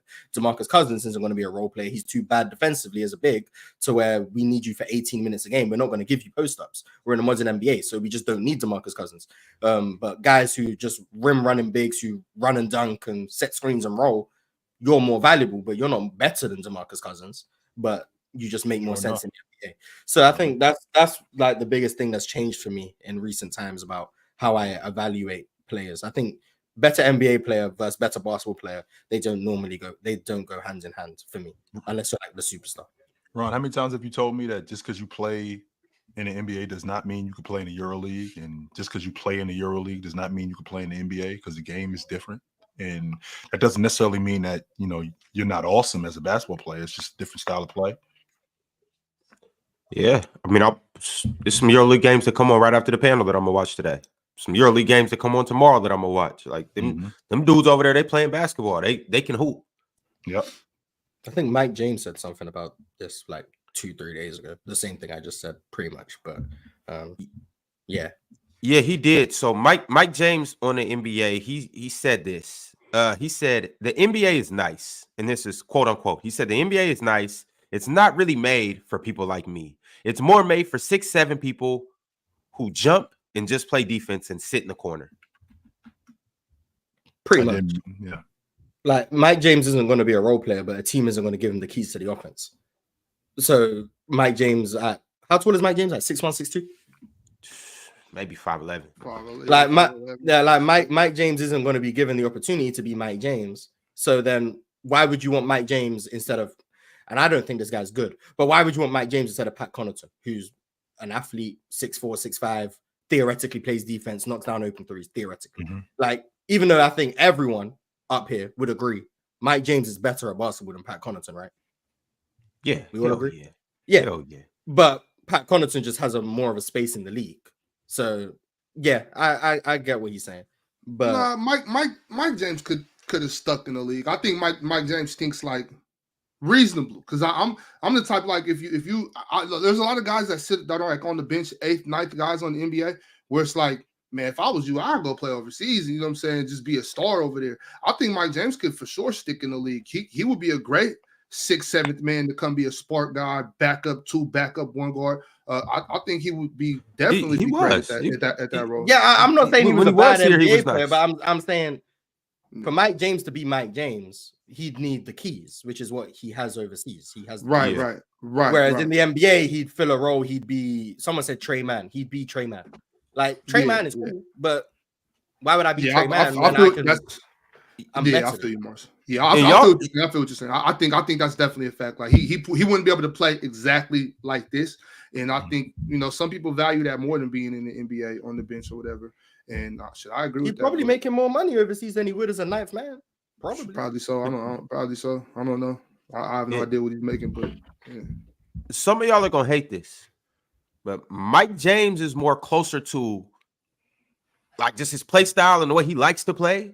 He's more closer to Kyrie than he is to your average backup point guard. And so, like, I'm not saying he is Kyrie. I'm not saying he's as good as Kyrie. In the EuroLeague, he's Kyrie and more. But in the NBA, he's closer to Kyrie than he would be to Ron. I heard he's dumb nice over there. I heard he is dumb nice. Crazy. Chill. Crazy. Ridiculous. He's cold everywhere. He's the all-time leading scorer in the EuroLeague. All-time leading scorer. He called everywhere unless he matched up around. But he called everywhere. It's a tough island to be on. Ask Swiper. Swiper is crazy. All right, y'all. We got some super chats and we got more games to get into as well. Last night, as I mentioned at the start of the show, was a jam-packed night in the association. It was a lot of action, a lot of drama, and just a lot of good basketball in general. So we're going to keep getting around the league. But before we do that, I got to shout out our Hall of Famers. Cobra Son of Raditz, Hunting Gilgores, KT, our newest Hall of Famer, and Multi Kenny. Hall of Fame Friday is tomorrow, and I think one of them will be here tomorrow. Mm. So you guys are just going to have to tap in tomorrow to see which one of our honored Hall of Famers will come up here and kick it with us. But salute to them. Salute to everybody that's in here. Make sure you are slapping that like button. Make sure you are subscribing to Player's Choice. And welcome to the panel. As you guys just heard our last segment, we really talk ball over here. We really talk basketball at a very high level. And these are the conversations you're going to get when you tune into the panel. Mm-hmm. All right, DSG Piccolo sent through a super chat. I guess we have breaking news and an update on the Philadelphia 76ers. DSG Piccolo said Tyrese Maxey got a hamstring injury and will miss, quote unquote, multiple weeks. Is it one of those 76ers seasons? are cursed.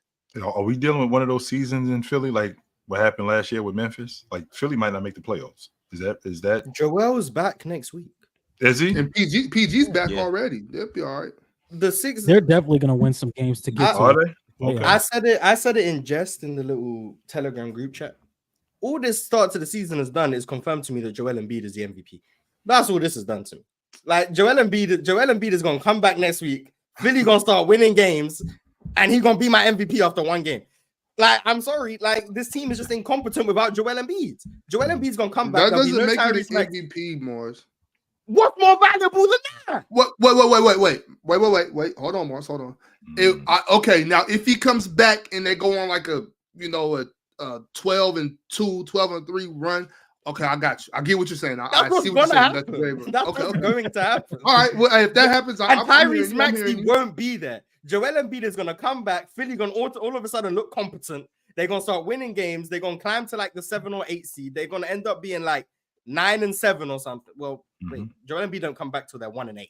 So they're gonna end up being like 14 and 10. And I'm gonna be like, he the MVP. Man, that's what's gonna end up happening. Like Joel Embiid gonna come back. Tyrese Maxey not gonna be there, and all of a sudden they're gonna start winning games. I'm gonna be like, wait, yeah, so Joel you're Embiid saying makes winning without Tyrese Maxey? Yes, and then Maxey will come back and Embiid will still be there, and then they'll win games some more.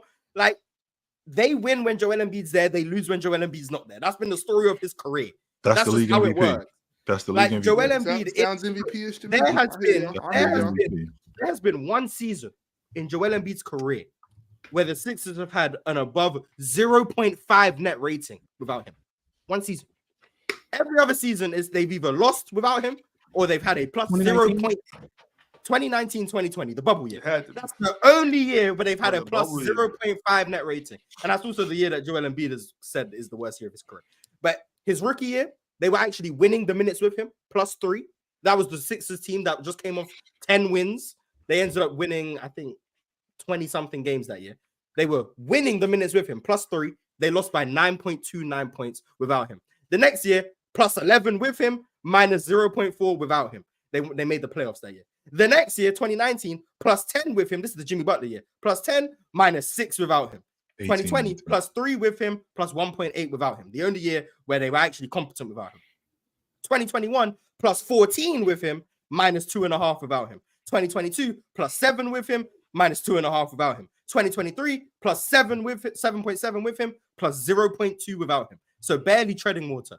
Last year, plus 11 with him, minus 2.9 without him. In the playoffs, plus 7 with him, minus 8.6 without him. When Joel Embiid don't play, the Sixers look like the worst team in the league. When he plays, all of a sudden, 50-win team.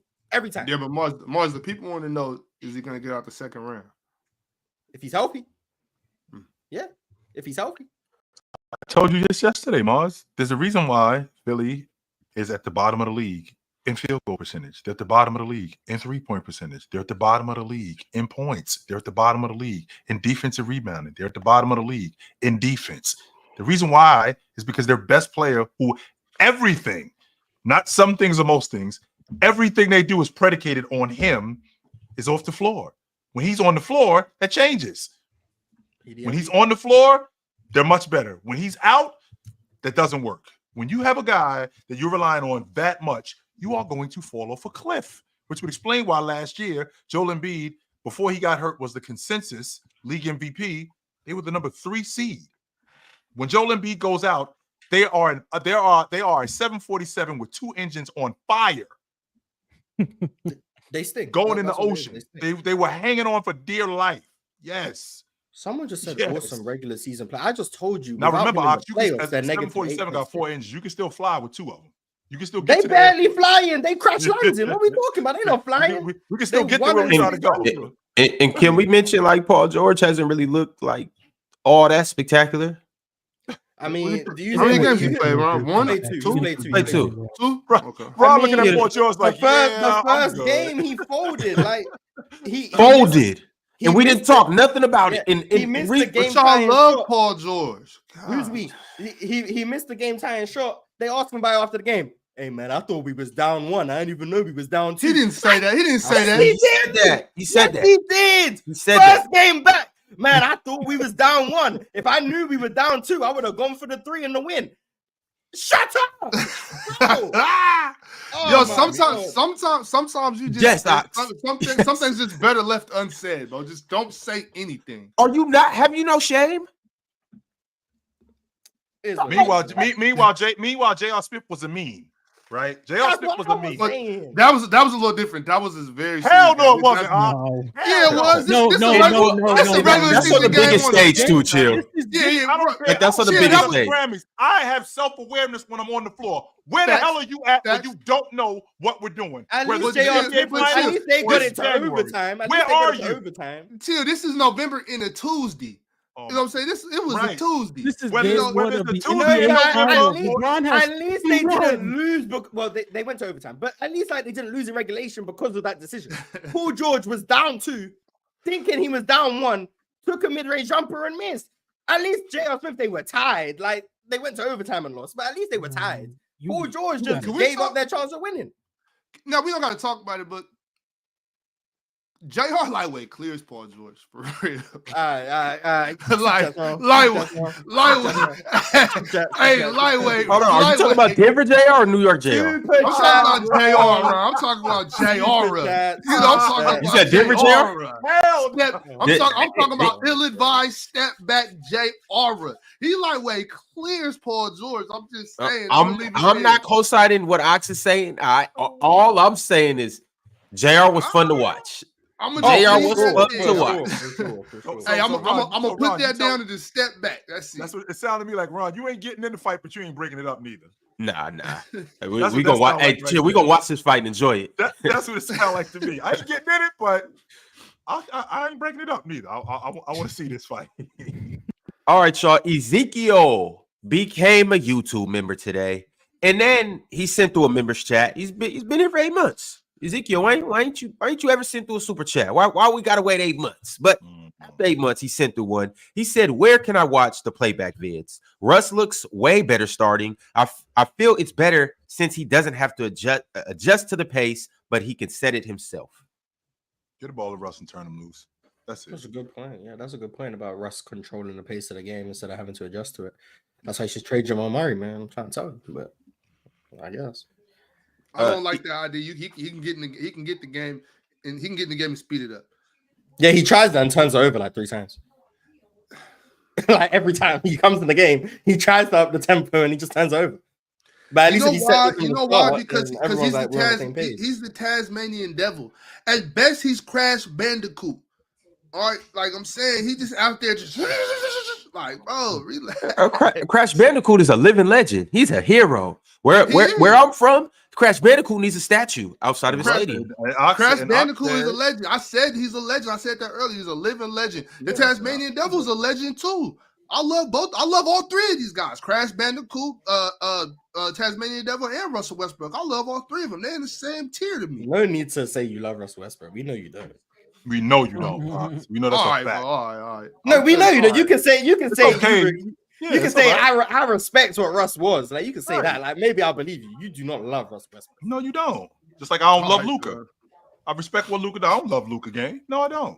Yeah, like there's no need to lie. Come on, I was getting on national YouTube television and lying. International. To save face. International. I'm sorry. Yeah. Sorry for our international viewers. Apologies, Mars. International. So D9, I know the Tasmanian Devil was a real animal. D9, thanks. Thank you, brother. Like, yo, D9, I just look like this, bro. Like, I can't read it right. I could do that. Yo, Ezekiel, you asked about the playback videos. In order to watch the playbacks, you got to be there live. So you gotta download the playback app or set up an account on your computer, desktop, whatever the case may be. And we on there just about every day. Chill, you gonna be there today? What game you watching? I'm doing the Trailblazers Spurs game tonight, 8:00. Shaden Sharp back is what I was told. Is he? Wow, chill, Trailblazers and Spurs. Can you Shaden imagine Sharp that? Hey, I think we on to something, yo. I think we on to something. Can you imagine? Because I mean, how often, Ox, do you hear that? We don't watch the Pistons. We don't watch the Trailblazers. We don't watch the Spurs. So let's get to the bottom of that. Let's figure Wemby that out. stinks, by the way. Wemby's a bum, just so you guys know. Yeah, cooked him. Yeah, bum. Jamal Williams sent through a member's chat. He's been here for 13 months. He said, shout out Tyler Hero, shooting the skin off the ball, and has been our best player so far. Shout out Pale Larson too. Bam be wide open, but he want to be a DHO merchant. Shit make me sick. And Spo, play where next to Bam. Damn. I think they building. I think they are bringing him along slow, but it's going to get to a point. Just watching him in the Phoenix game last night and how effective he was in the minutes, it's going to come to a point where, like, all right, we got to play this dude. We have to. He needs to be on the floor, and he might not need to be on the floor for 35 minutes, but like we have to start playing him more because there's no way you can continue to justify not playing him. It's not to say that he's Jabbar or anything like that, but if you got that in your rotation and he's not playing, you have to explain why. Trade Bam and build around Kalel. Yo, boy. Kalel and Tyler Hero. Yo, go take a nap, bro.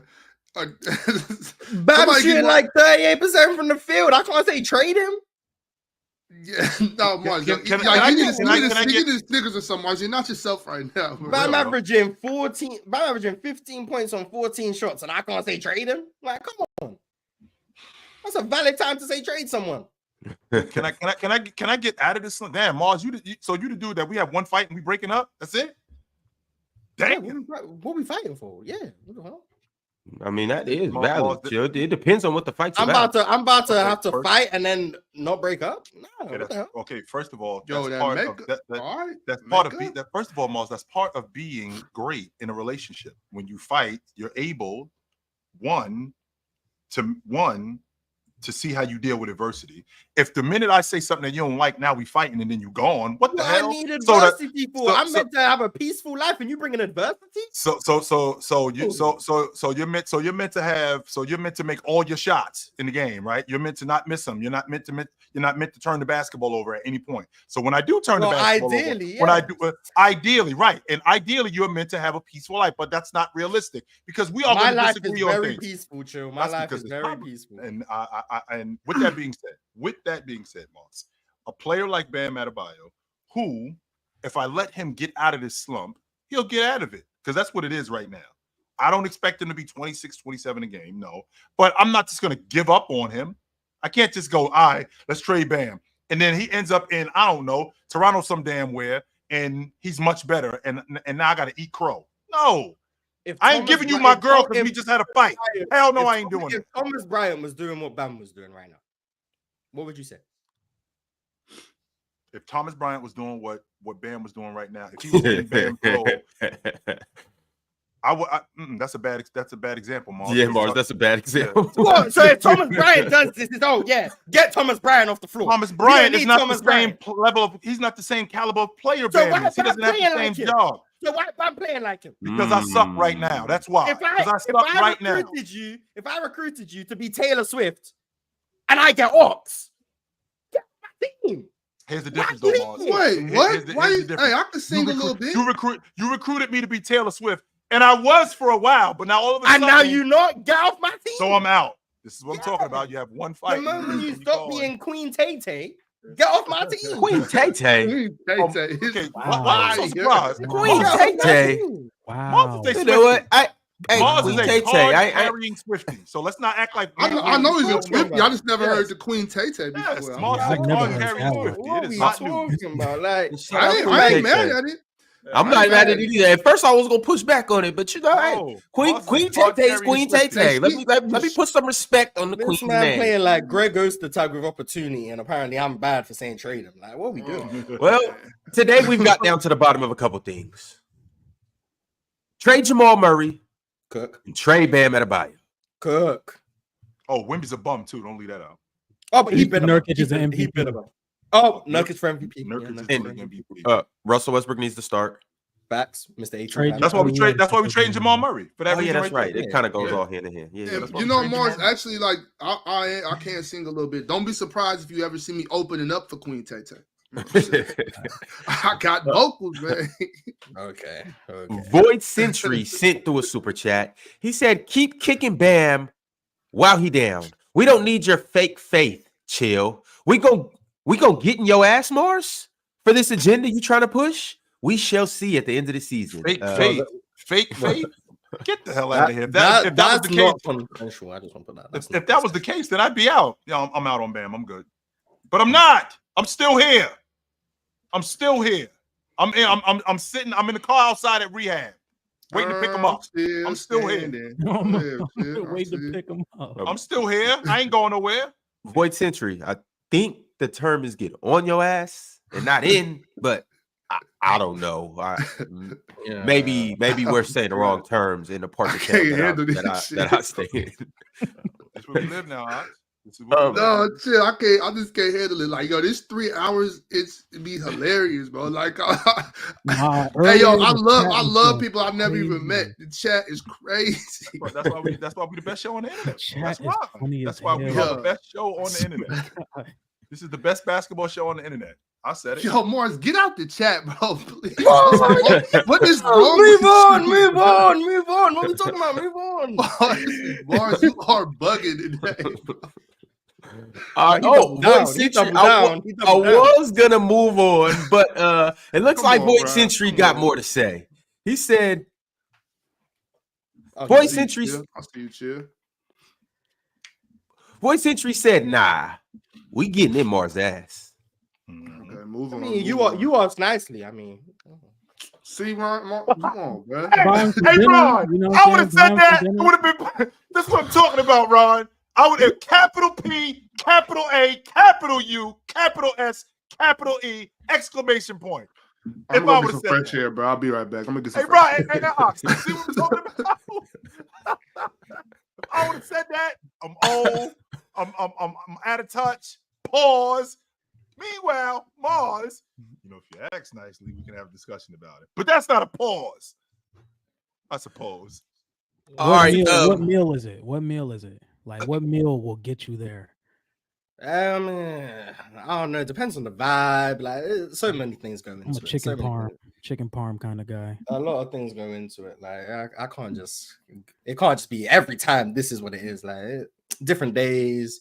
How Jalen Green played the night before. Like, yeah, it's many different things that go into it. Hey man, that's life. It's a lot of layers to it. Exactly. LeBron 3, where he just looked down at his palm and just Can't wait to talk about LeBron in the Grizzlies game last night too. But before we do that, respect Steph sent through a super chat and he said, "Shout out to the Warriors defense, my God, Warriors defense. That defense been crazy. Warriors defense. I mean, Draymond Green is an outside candidate for defensive player of the year. I think. Why is he not an inside candidate?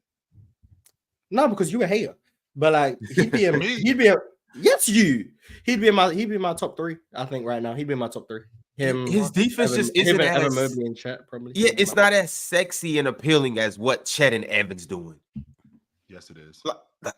100. Wemby's also been good defensively, but when I say that, it's just like he doesn't get blocks the way they do. He doesn't necessarily get steals. It's you don't necessarily like his defense. Y'all understand what I'm saying, right? He doesn't get the highlight defensive play. Yeah, exactly. That's really what it is. Even though he's wildly impactful on defense. No, for sure. 100%. Well, I mean, he is probably the sole reason why their defense is what it is. I think Gary Payton and Andrew Wiggins have been really good defensively as well. Sole reason, but main reason. Yeah. But in case you missed it last night, the Warriors proved that this isn't a fluke start.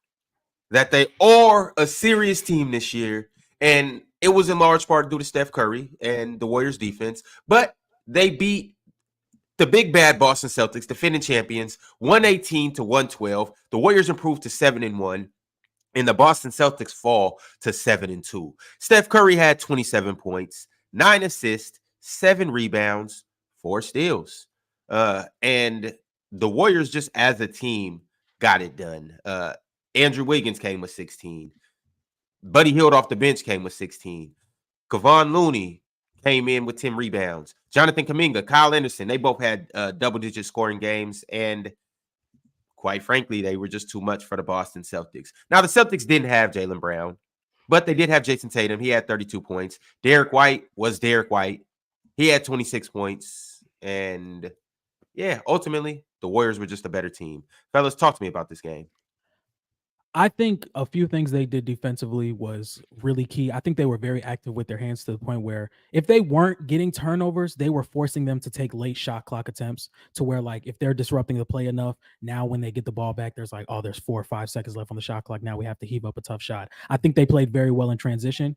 Earlier in the first quarter, it was like 14-5. And it looked like it was just going to be a regular Boston Celtic game. But then 3 possessions in a row, Steph Curry's gravity created easy offense for them. The first possession, Steph Curry gets the ball in transition. Sam Hauser picks him up past the half-court line, and then it creates an easy 3-pointer for Buddy Hield. Very next play, Gary Payton sets an off-ball screen for Steph Curry. They blitz that screen. Now Gary Payton has a wide-open lane to the rim. The very next thing happens in the next play. Gary Payton gets an and one shot. Now it's 11-14. They're right back in the game. And I think getting their offensive rebounds was very good. I think Andrew Wiggins played some solid minutes against Jason Tatum. I think Jason Tatum was just making tough shots. I think Andrew Wiggins played well. Gary Payton played well. Buddy Hield down the stretch was solid. So this was a really impressive win for the Golden State Warriors outside of them just not having Jaylen Brown. I think it was a really impressive win. I really do. Moss. Kevon Looney being a viable player again is very valuable. Last year was not a great year for Kevon Looney, but this year he looks better. He looks in better shape. The rebounding is still there, which is extremely valuable defensively. He just him specifically, not the crew, just him specifically. Yeah, just Kevon Looney. Right. Well, right now, just Kevon Looney. Mm-hmm. The rebounding has been great. He looks like he's moving better. He looks like he's in better shape, which is extremely valuable for them, having another big who they can go to alongside Trace and Draymond. That's something they really needed last year. Wiggins has been really, really good defensively this year, which is nice.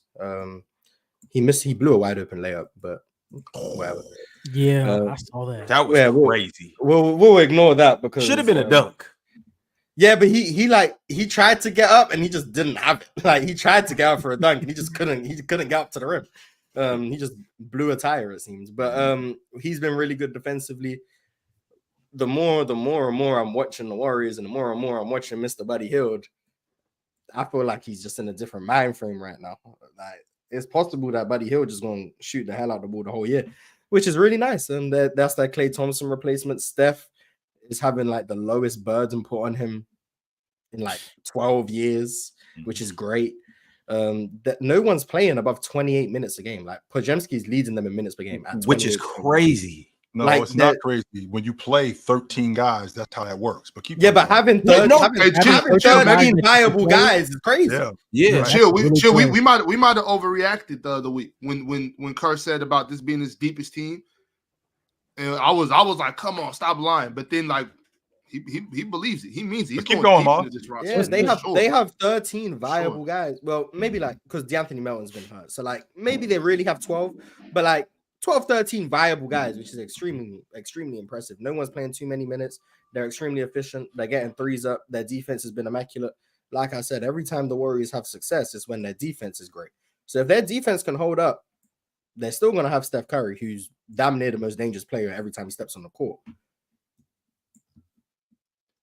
So let Steph Curry get more rings than LeBron. That's what I'm saying. Let happen. I don't even want to think about it. Let Steph Curry get more rings than LeBron. No, they're not I don't want to think about it. They're not championship contenders. We keep saying that. Just beat last night.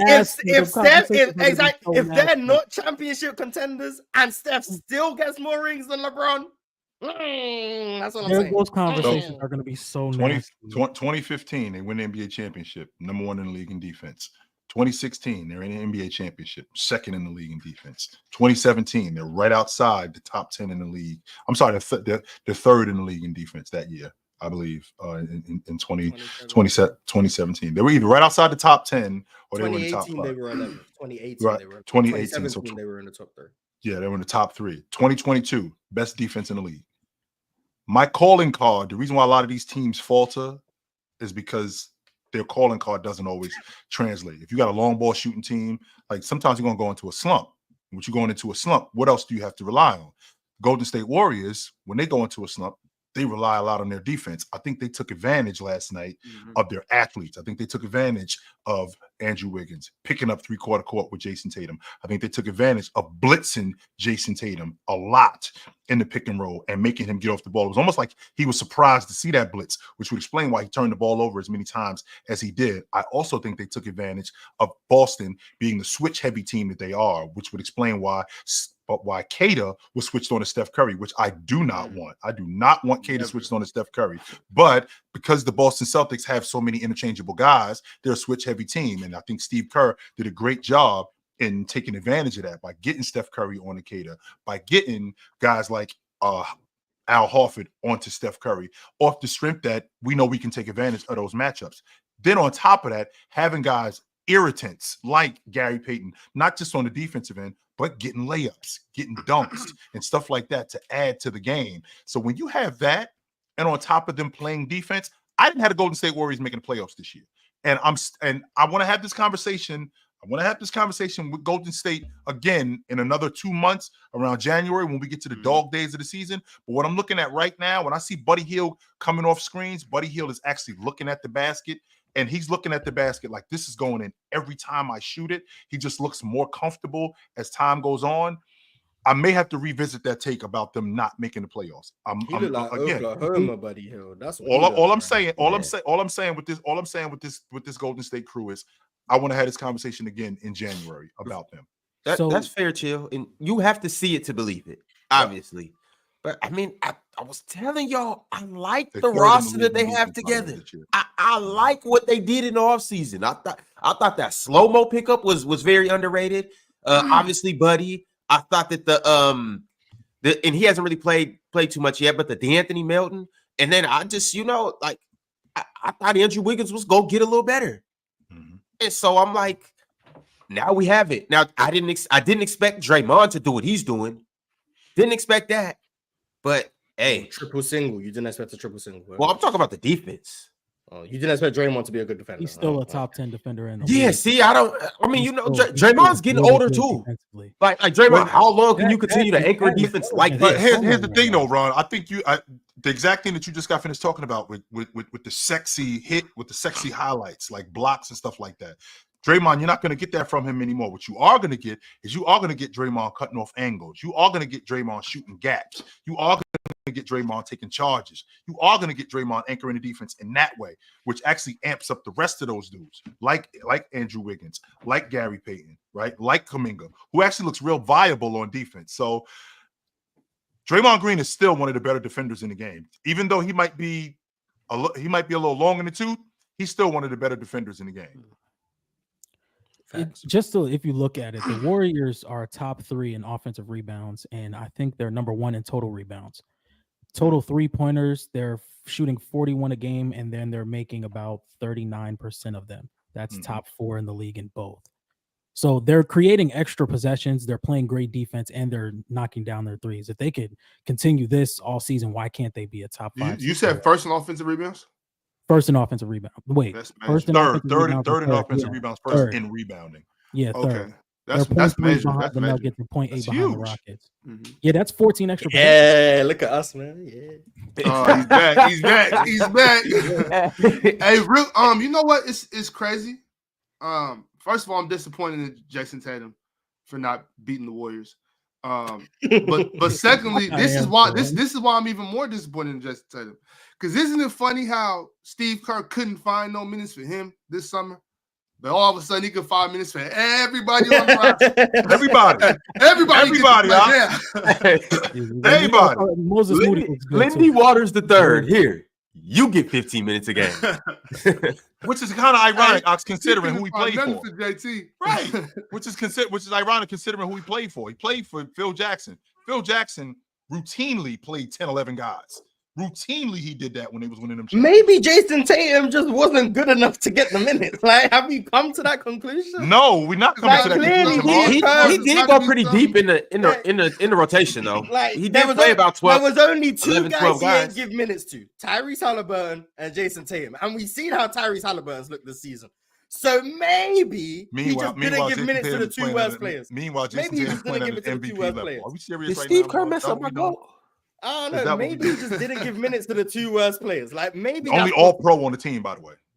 The only first team all pro on the team. But he Sounds like ain't the good enough to voting get was- run. Yeah, sounds like the voting was wrong. I don't know. Yeah, What to tell you. but he ain't the only. But I he can't get burned on this team. All right, I suppose. I don't think that the offense would have been Jason Tatum doing what he did for Boston for Team USA, because you have LeBron, KD, Steph. You have them guys to do that. Jason Tatum's role would have been to do what Devin Booker was doing. What Devin Booker was doing, I'm pretty sure Steve Kerr would have wanted Jason Tatum to do. But the biggest thing of that, he just wasn't knocking down the shots. So it's like, where he's. Why are you here? That's what it was. It was, why are you here? Go home. That's what it was.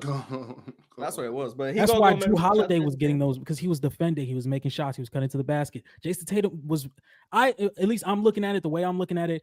I would think that Tatum was supposed to be what Devin Booker was doing. Tatum was supposed to be in the spot that Devin Booker was in. You're supposed to play defense. You're supposed to be lengthy. Even that game against Nikola Jokic and them, Serbia. they had LeBron and KD guarding Jokic so they can switch in every action.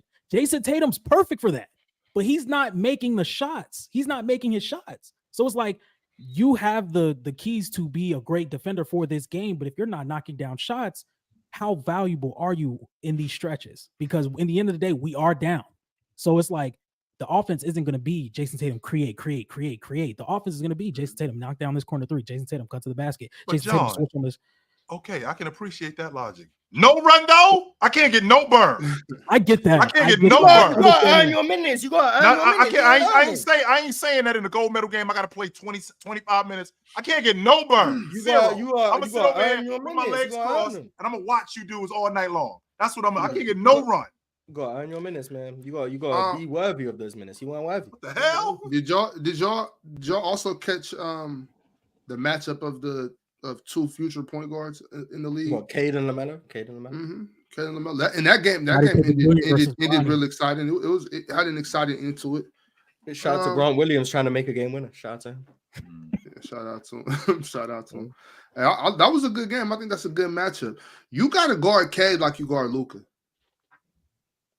Really? How so? You got to meet. You know how, like, when they don't blitz Luka off the screen, or when they don't pick him up early off that He screen, just walks to the rim. he could just probe his way through. He could cross over here, get you on his back, get you on his hip. He finish that mid range. He's cold on the block, nasty at the rim, cold mid range. He still makes a lot of decisions where I'll be like, "Hey, what are you doing?" He still gets real lackadaisical, and that's been a big problem with me for Cade. Y'all know I've been saying, like, he just What, real it's just like his motor? lackadaisical. Yeah, I don't know what it is. Sometimes he just be like, but if he could just get that out of him, I think Cade would turn out to be as good as y'all say he is. But the thing is, I'm not saying he's Luka. Obviously, I'm not saying he's good as Luka, and he can't shoot it anywhere in that realm. But I'm just talking about just strictly coming off of that pick, that high pick. If you don't get up in that pick, well, you're done, bro. You're done. If he come around that corner and he see any daylight, bro, he does anything he wants except for I compared him to.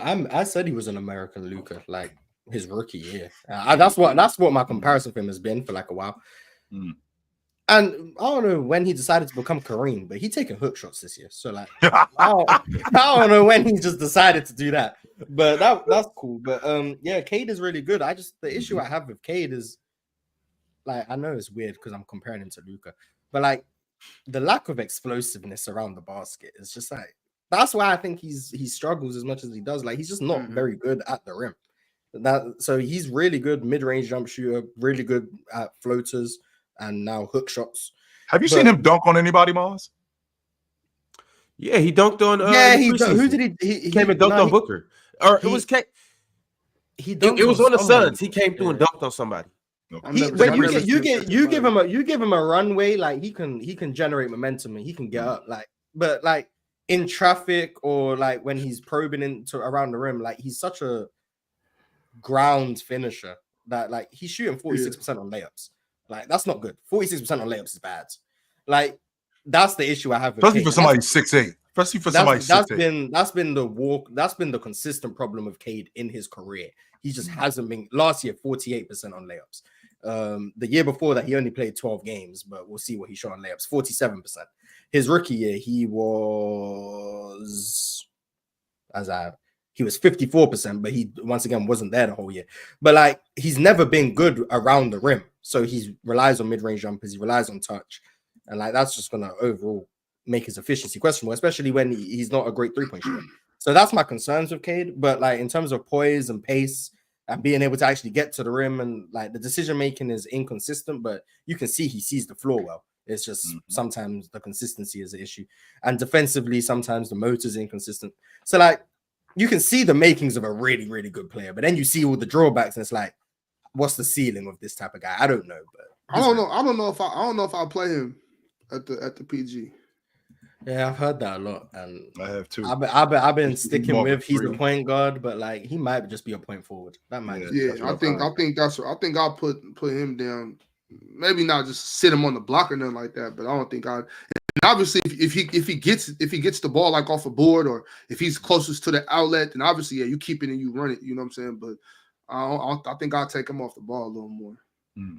I could see it. My only concern with Cade is the city of Detroit. Outside of that, Cade, in my book. They got something good going on there. Ron, you ain't feeling them being in Detroit? That's it's not necessarily that I'm not feeling them being there. I'm more so just speaking on just their talent and just he just gotta wait his time. They got something going on, right? And he's really just wait until the Thompson come back. Even more than that, Ron, the actual city of Detroit is making a comeback too. You know what I'm saying? Like economically and everything. You know what I'm saying? So they're building electric cars now. Come on, they've been building electric cars. But Ron, if you look at their talent, and again, they've had one of the toughest schedules to start the season, and they're only 2 games under 500, right? So, and they beat the Lakers. I mean, they ended up losing last night. I'm sorry, they 3 games under 500. I apologize, because they ended up losing last night on a buzzer beater, right? They actually had the game won. They ended up losing last night on a buzzer beater. But I mean, this team is a lot better than what they were in the past. Especially last year, Jaden Ivey is being used more in an athletic wings and an athletic 2-guard sense. I like that about him. Mars, I'm going on record. I'm saying it. Jalen Duren is going to be on the Olympic team in 28. He is going to be on the Olympic team in 28, and in the next 4 years, because I know what you're looking at when you look at the defense. It's bad, and it's not that bad. It's there's some things that we gotta clean up, right? So. Him in drop coverage, him up, not all of it. Him in drop coverage, him overshooting at the long ball line when he's playing pick and roll defense. That's something that has to get cleaned up. Him around the rim, it's small stuff. You just said everywhere. The rim, the 3-point line, pick and roll. But that's everybody though, Mars. Everybody has flaws in their defense. He isn't as bad as you say he is. He's a lot better than you give him credit for. A lot better. Okay. In case you missed the game last night, the Charlotte Hornets beat the Detroit Pistons 108-107 on a Brandon Miller game-winning tip-in.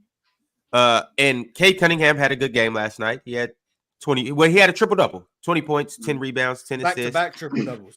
Back-to-back triple-doubles. First Piston do that since Grant Hill. Shout out Cade. And on the other end, him and LaMelo had a bit of a shootout. LaMelo had 25 points, 8 assists.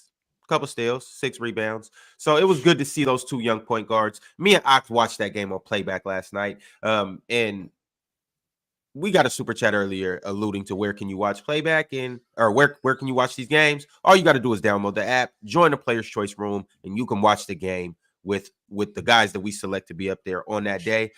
Tonight happens to be Chilltown on playback. So if you got time, pull up and watch Wemby be the generational prospect that he is. And if you don't got time, then make some time.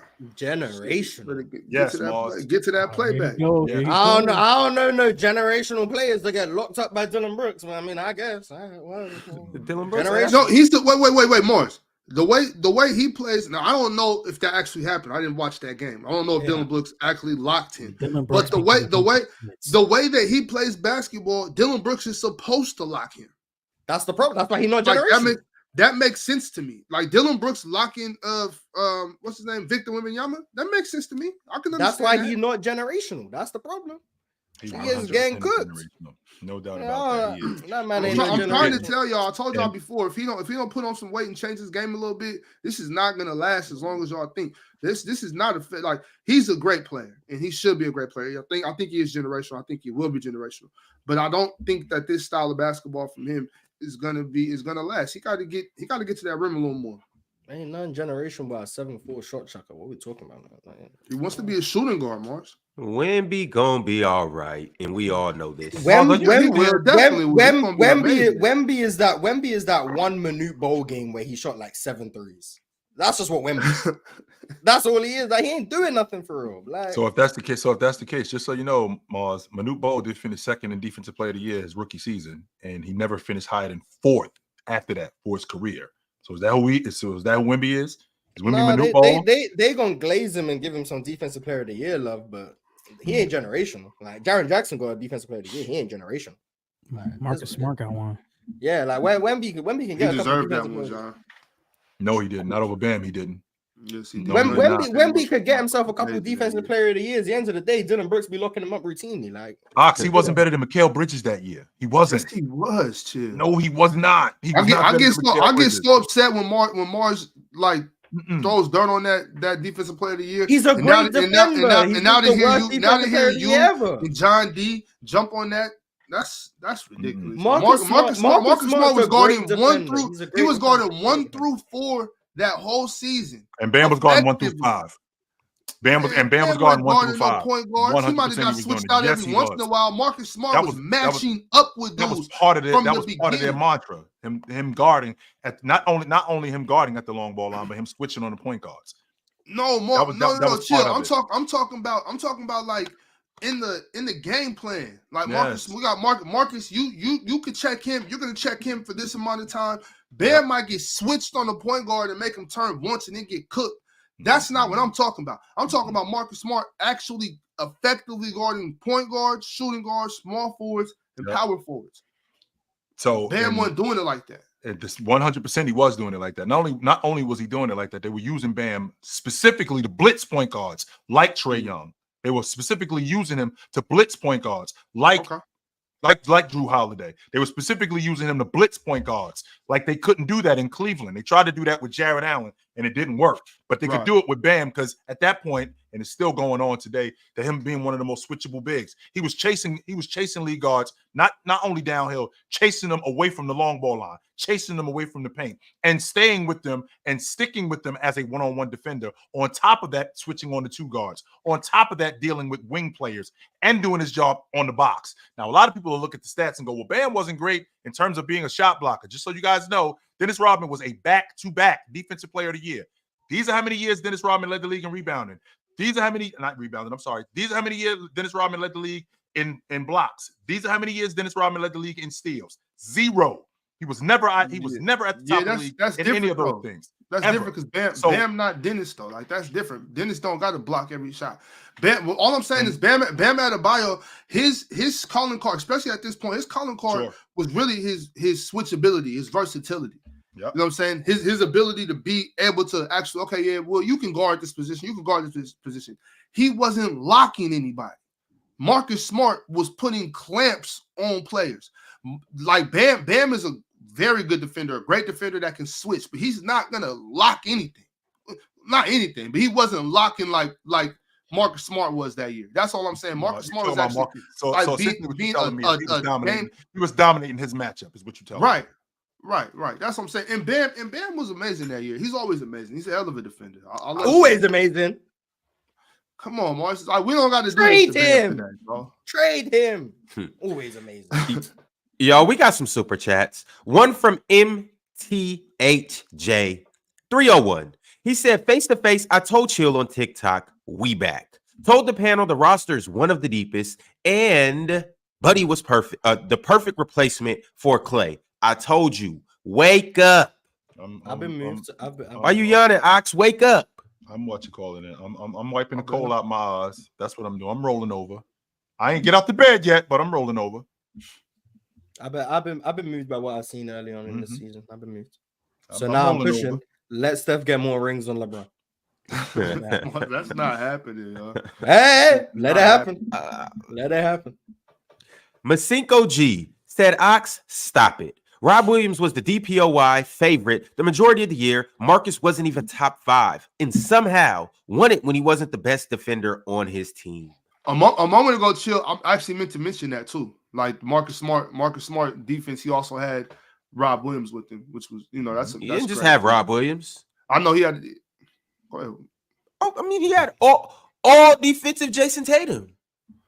He had Jaylen Brown, who some say is a better defender than Jason Tatum. Like they had a They were this a great was a few years ago. This was a few years ago. They were a great defensive team. I just think Marcus Smart was. What year was this? This is 21, 22. This year they went to the championship. This year with Ime Udoka. Yeah, Ime Udoka too. But all right, y'all. There was another big time win last night from a team that actually hasn't lost this year. The Cleveland Cavaliers are just keeping it going. They are rolling, and they are 9-0 right now. They beat the New Orleans Pelicans and advanced, extend their win streak to 9 to start the season. 131-122. The Pelicans now are 3-6.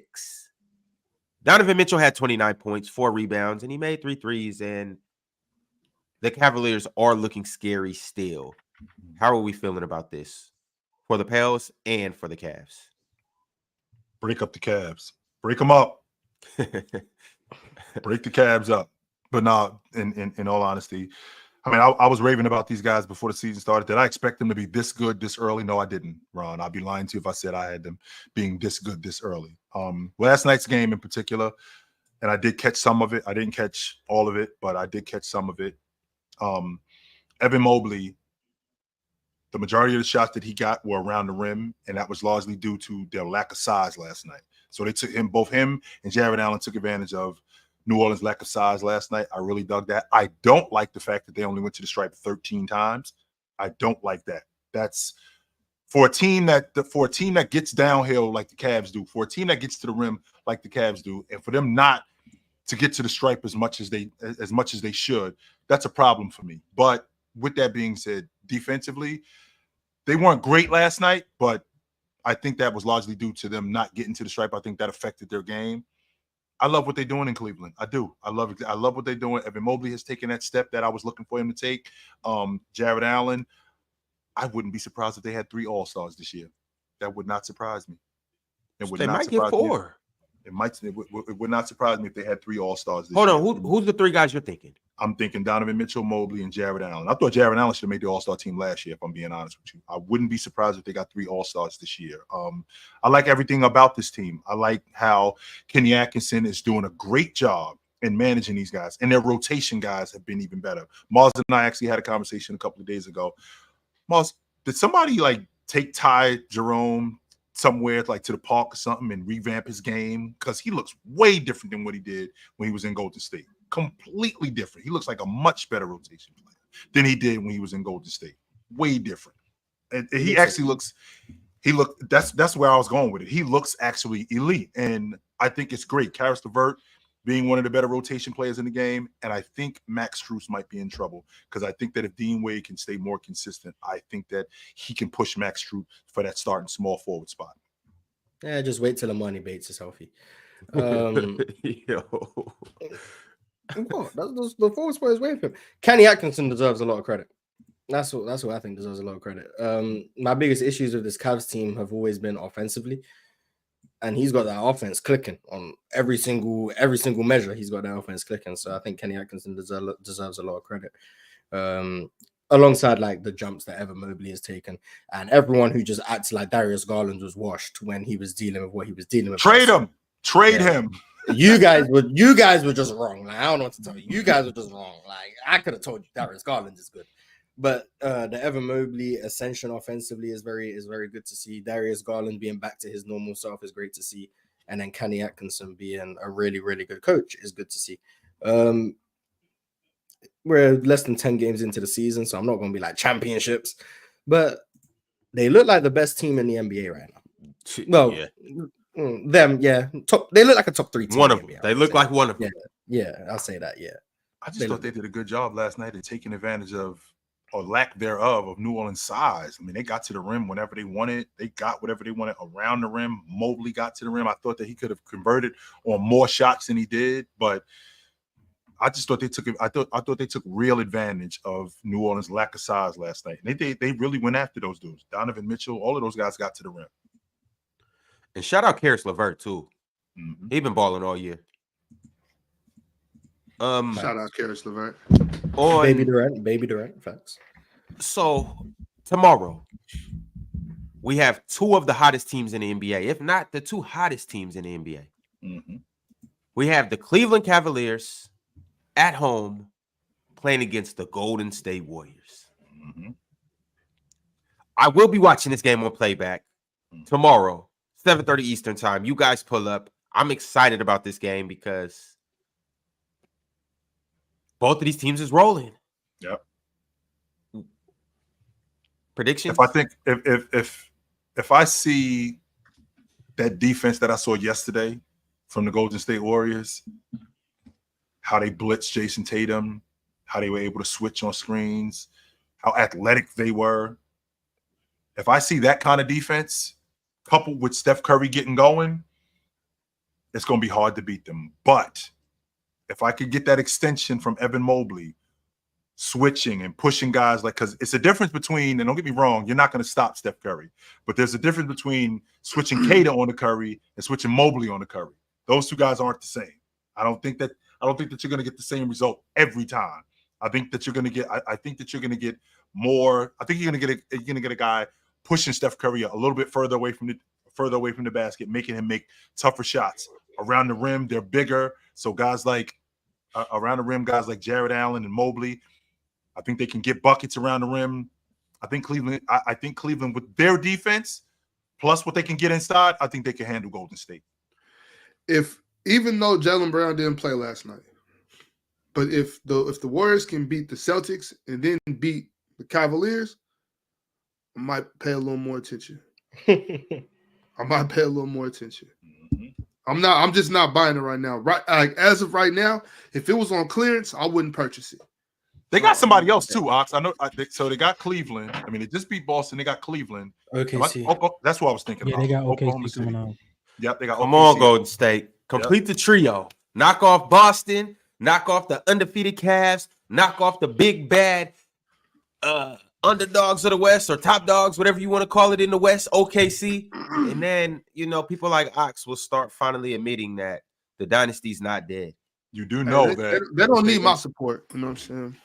You do know if they end up beating these 3 teams. So they beat Boston, if they beat Cavs tomorrow, and if they end up beating Oklahoma City, cue the Steph Curry League MVP talk. Cue it. Let me turn up the volume right now. I'm turning it up right now. I mean, it might not be loud right now, but I'm turning up the volume right now because it's gonna happen. You're gonna start hearing it. 10-1, they rolling. But he's missed what, 3 games? Yes, he has. Mm-hmm. I think he averaging like 20-6, 20-7. But 21.7 assists, 5 rebounds. Mm-hmm. They got the best record in the NBA. I mean, he went for 27 last night. Let him get busy against Cleveland tomorrow, and then go get busy against Oklahoma City. I'm turning up the volume because I already know that it's going to happen. So get prepared. Let Steph get an MVP at 37. And a 5th ring. Hey, man, that man might be the GOAT. Mars is making me hate the Listen. Warriors. He will be a lot of people's GOAT. He would definitely be a lot of people's GOAT. 5 rings, 3 MVPs? Come on. Hey, he'll be in my top 10 for sure. Y'all gonna hear me talk a little different about Steph. A little different.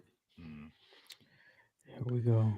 But all right, y'all. Keeping it pushing. Last night there was a ton of games. So we're gonna move on We talked a little bit about the Suns in the Heat, but the Suns actually beat the Heat last night, 115 to 112.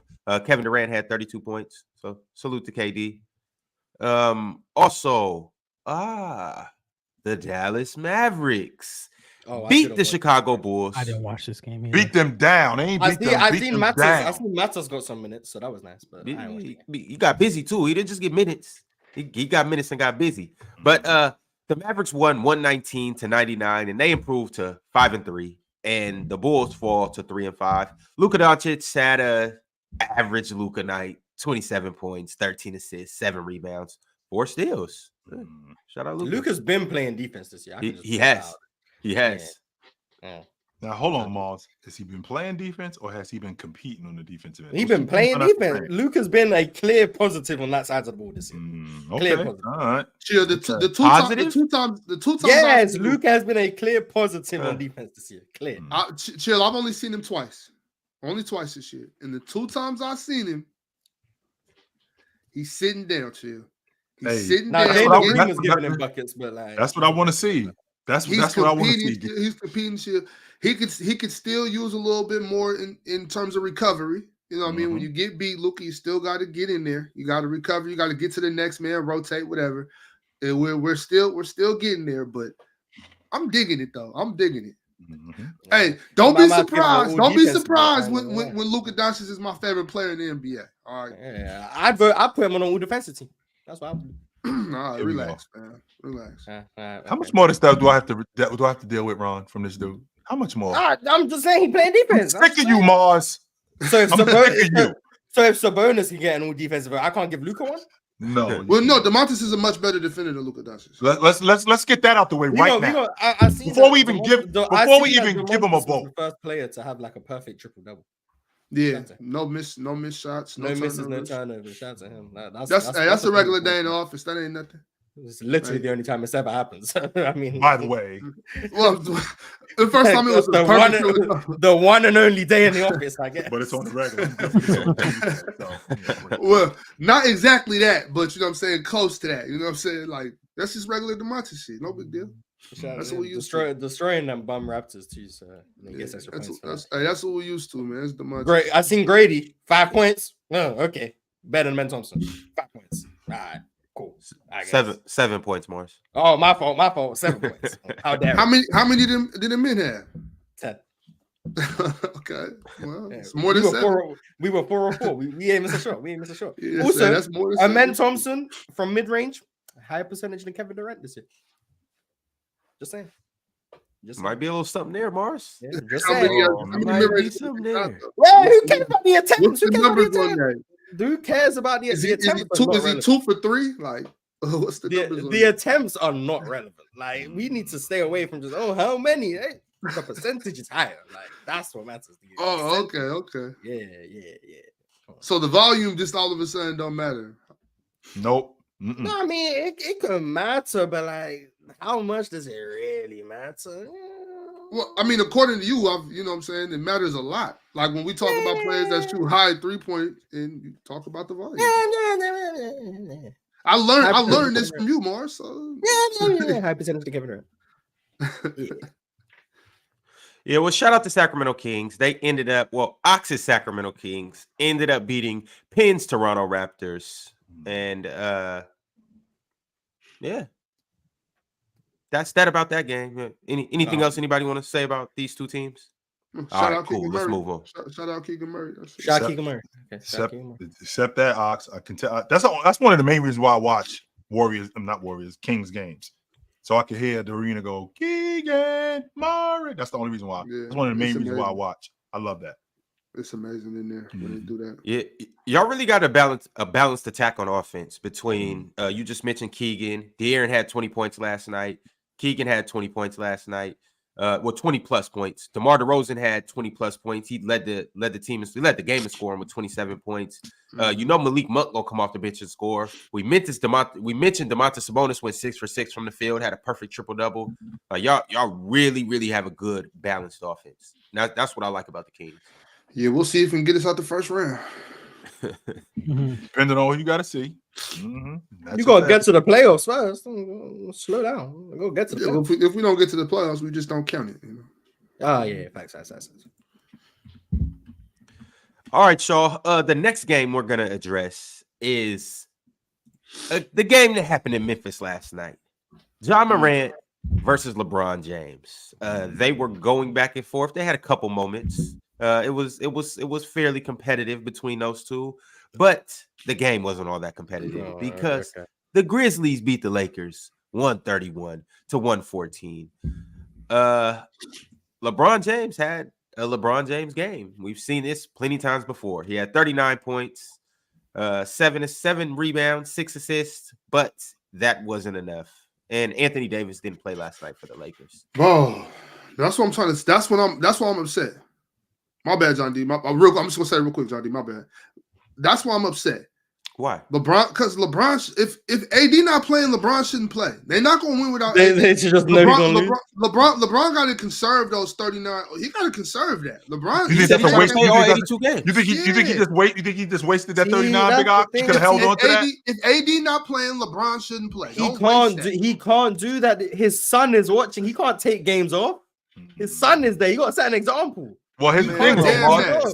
Why do you think he wants to play all 82 this year? His son is there. He has to play. Here's the difference, though, Mars. When they come off this road trip, his son is going down to the G League. Then he might take some games off. Okay. Mars. But see, that's what I'm saying, though. Like, if AD don't play, then Bron don't play. That's when Bron tells Bronny, you got it. You're LeBron James tonight. You got it. Go play. You know what I'm saying? LeBron gets some minutes. Bronny goes some minutes. Let Bronny guard Ja. Again, he guarded Yuki. Hey, welcome to the NBA, young fella. I'm saying, go get Ja. You want him to get done like that coach's kid in college when VJ dunked on him. That's what you want to happen. Yeah.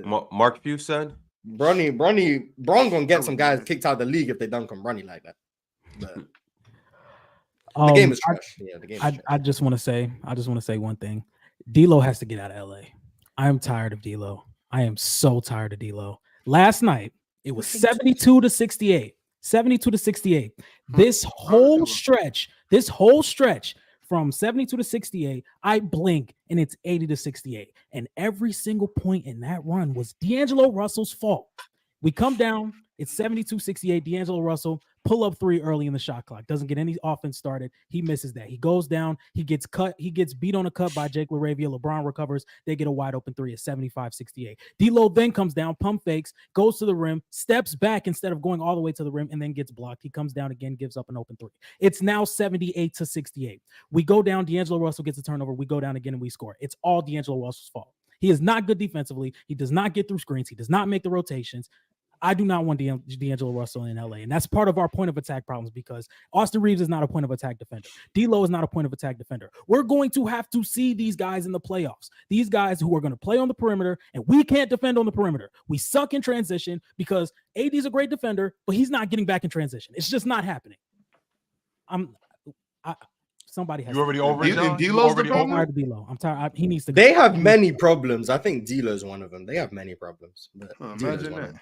It's a very flawed roster that everyone got hyped for because they were 3-0. And JJ Redick, like JJ Redick can't solve the problems the roster has. Like they just have problems. But I think when y'all play again, we play. Who do we play next? I don't even know. I have to look because I know that I think Dog Connect is starting the next game. Yeah, he started this game. Last night he started, right. And he That's didn't have a good game. He went 1 for 7 from 3. He shot 7 shots. They were all threes. He went 1 for 7. Played 26 minutes, almost 27 minutes. They play Philly tonight. No, they play Philly tomorrow night. Yeah, they play Philly tomorrow. Yeah, we play Philly. In Philly. Hey, I mean, that's a win. No. That's a win. Yeah, that's a good game to get back on your feet. That should be a good right game. Yeah, I think that's you lose to Philly without Embiid. I mean, and Maxey. No, is AD playing? Irrelevant. Embiid. Yeah. Is AD? Will AD without AD, you lose to Philly without Embiid. LeBron and AD don't need to play to be that Philly team. It's Philly. They stink. Yeah, well, also, big ups to Memphis. They had three players that finished with 20 points. You had Ja Morant, which you expect. You had Triple J, which you expect. But their rookie stepped in and had 20 points last night, too. He's been playing very well since he's been inserted into the starting lineup. That is Jalen Wells. Went 7 for 10 from the field, 5 for 7 from the 3-point line. And I'm impressed with Jalen Wells. Ron turned me on to him. I didn't know who he was until we was watching that playback. And this the kid from Washington State, right? Yeah. I didn't know who he was. And yeah, I like his game. I like everything about his game. And he looks like he looks like the type of player that Memphis needs. Now, here's the problem that we have, and the problem that we have is that when you get G.G. Jackson back in the lineup, what happens to this kid? Do we stick with the kid?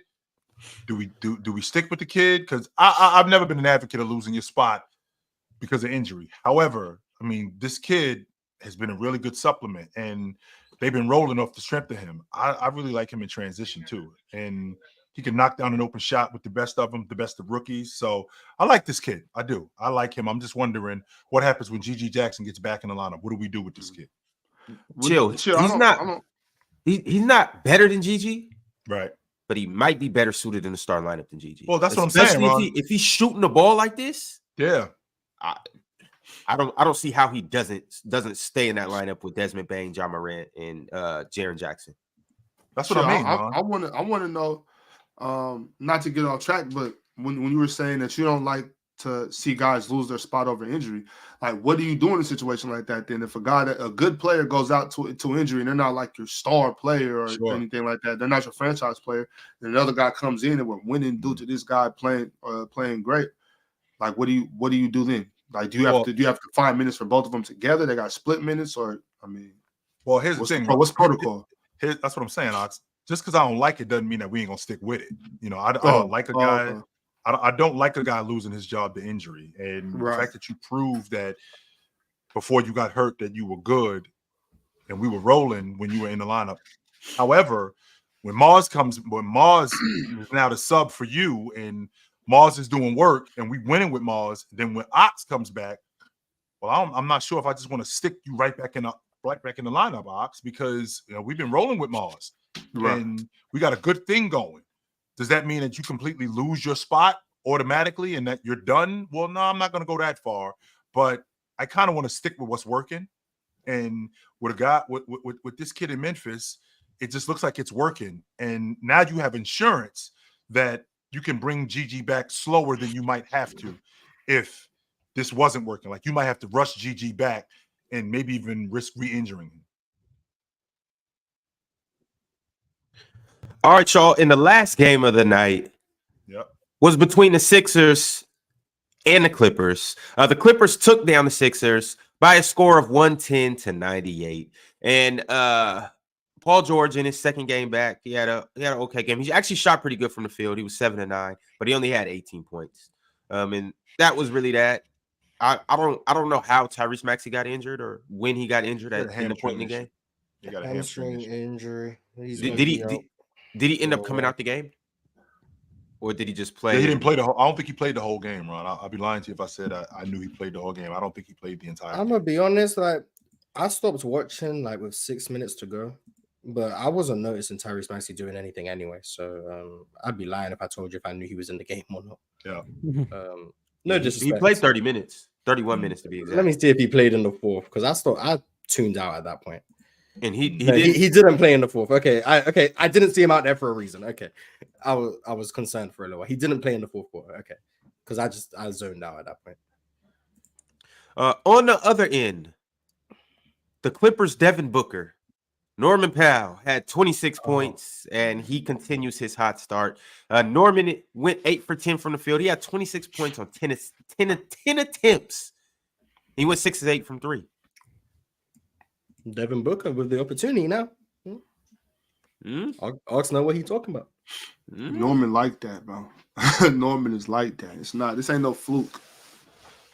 I mean, yeah, we're getting to the point where it's not a fluke. It's been a while now. It's been what? Yeah, he looks a lot comfortable. Yeah, he looks a lot comfortable playing off of James Harden. And James Harden looks like he's putting that battery in his back. Like when I give you the ball, don't worry about my offense because I'll get going. And a lot of the stuff that Norman Powell gets with the Clippers, it's within the flow of the offense with the Clippers. Like he's not just shooting wild shots. He's shooting open threes.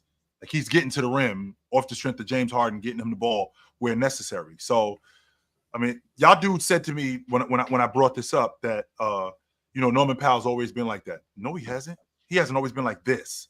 He's been a bucket getter. I'm not gonna argue that. I won't argue that. When he was in Toronto, he was a bucket getter. He wasn't like this though. No. And the fact that playing with James Harden, the fact that he's not looking over his shoulder, he knows for a fact I'm gonna be out here for 30, 35 minutes a night, and I get to just rock. I see a lot different Norman Powell than I did in the past. James Harden just like that. I think he is. I mean, we can't argue that James Harden is still a damn good player. No. What's like that, Mars? What is like that? Like that. Is he like that? And that's what he is. He like that. Yeah, James Harden is an awesome player. I won't argue that. Exactly. Nah. What's the correlation though? What does James Harden being like that have to do with Norman Powell? Makes guys bad. You see Zubac having the best year of his career. You see Norman Powell having the best year of his career. I will give you the Zubac. James Harden is like. I'll give you that. James Harden makes offense so easy for everyone. That's what he does. James Harden makes offense easy. That's what he does. When he said he was the system, we thought he was. I know. You thought he was bugging. James Harden been the system. Yeah. You thought he was bugging. I was like, yeah, James. Cook. Yeah, he like that. What is but that guys won't doubt him. He not averaging 60 no more. So it's like, he fell off. Nah. James Harden is one of very few players in NBA history who have mastered offense. He's mastered it. He just understands offense to a level that not many people in NBA history do. He just makes life easier for everyone else. And that's just what he does. He's in that S tier of offensive players. Jokic, LeBron, Michael Jordan, Magic Johnson. They mastered offense. James Harden has mastered the art of NBA offense. He just understands it at a level that not many people understand. That's how good he is. Yeah, well, shout out to James Harden and the Clippers. They're 4-4 right now. So we'll see what they can continue to do going into the season. But all right, fellas, we've reached the point where we got some super chats, and it's time to go ahead and read these. Salute to everybody that's in here. Make sure you hit that like button and subscribe to Player's Choice.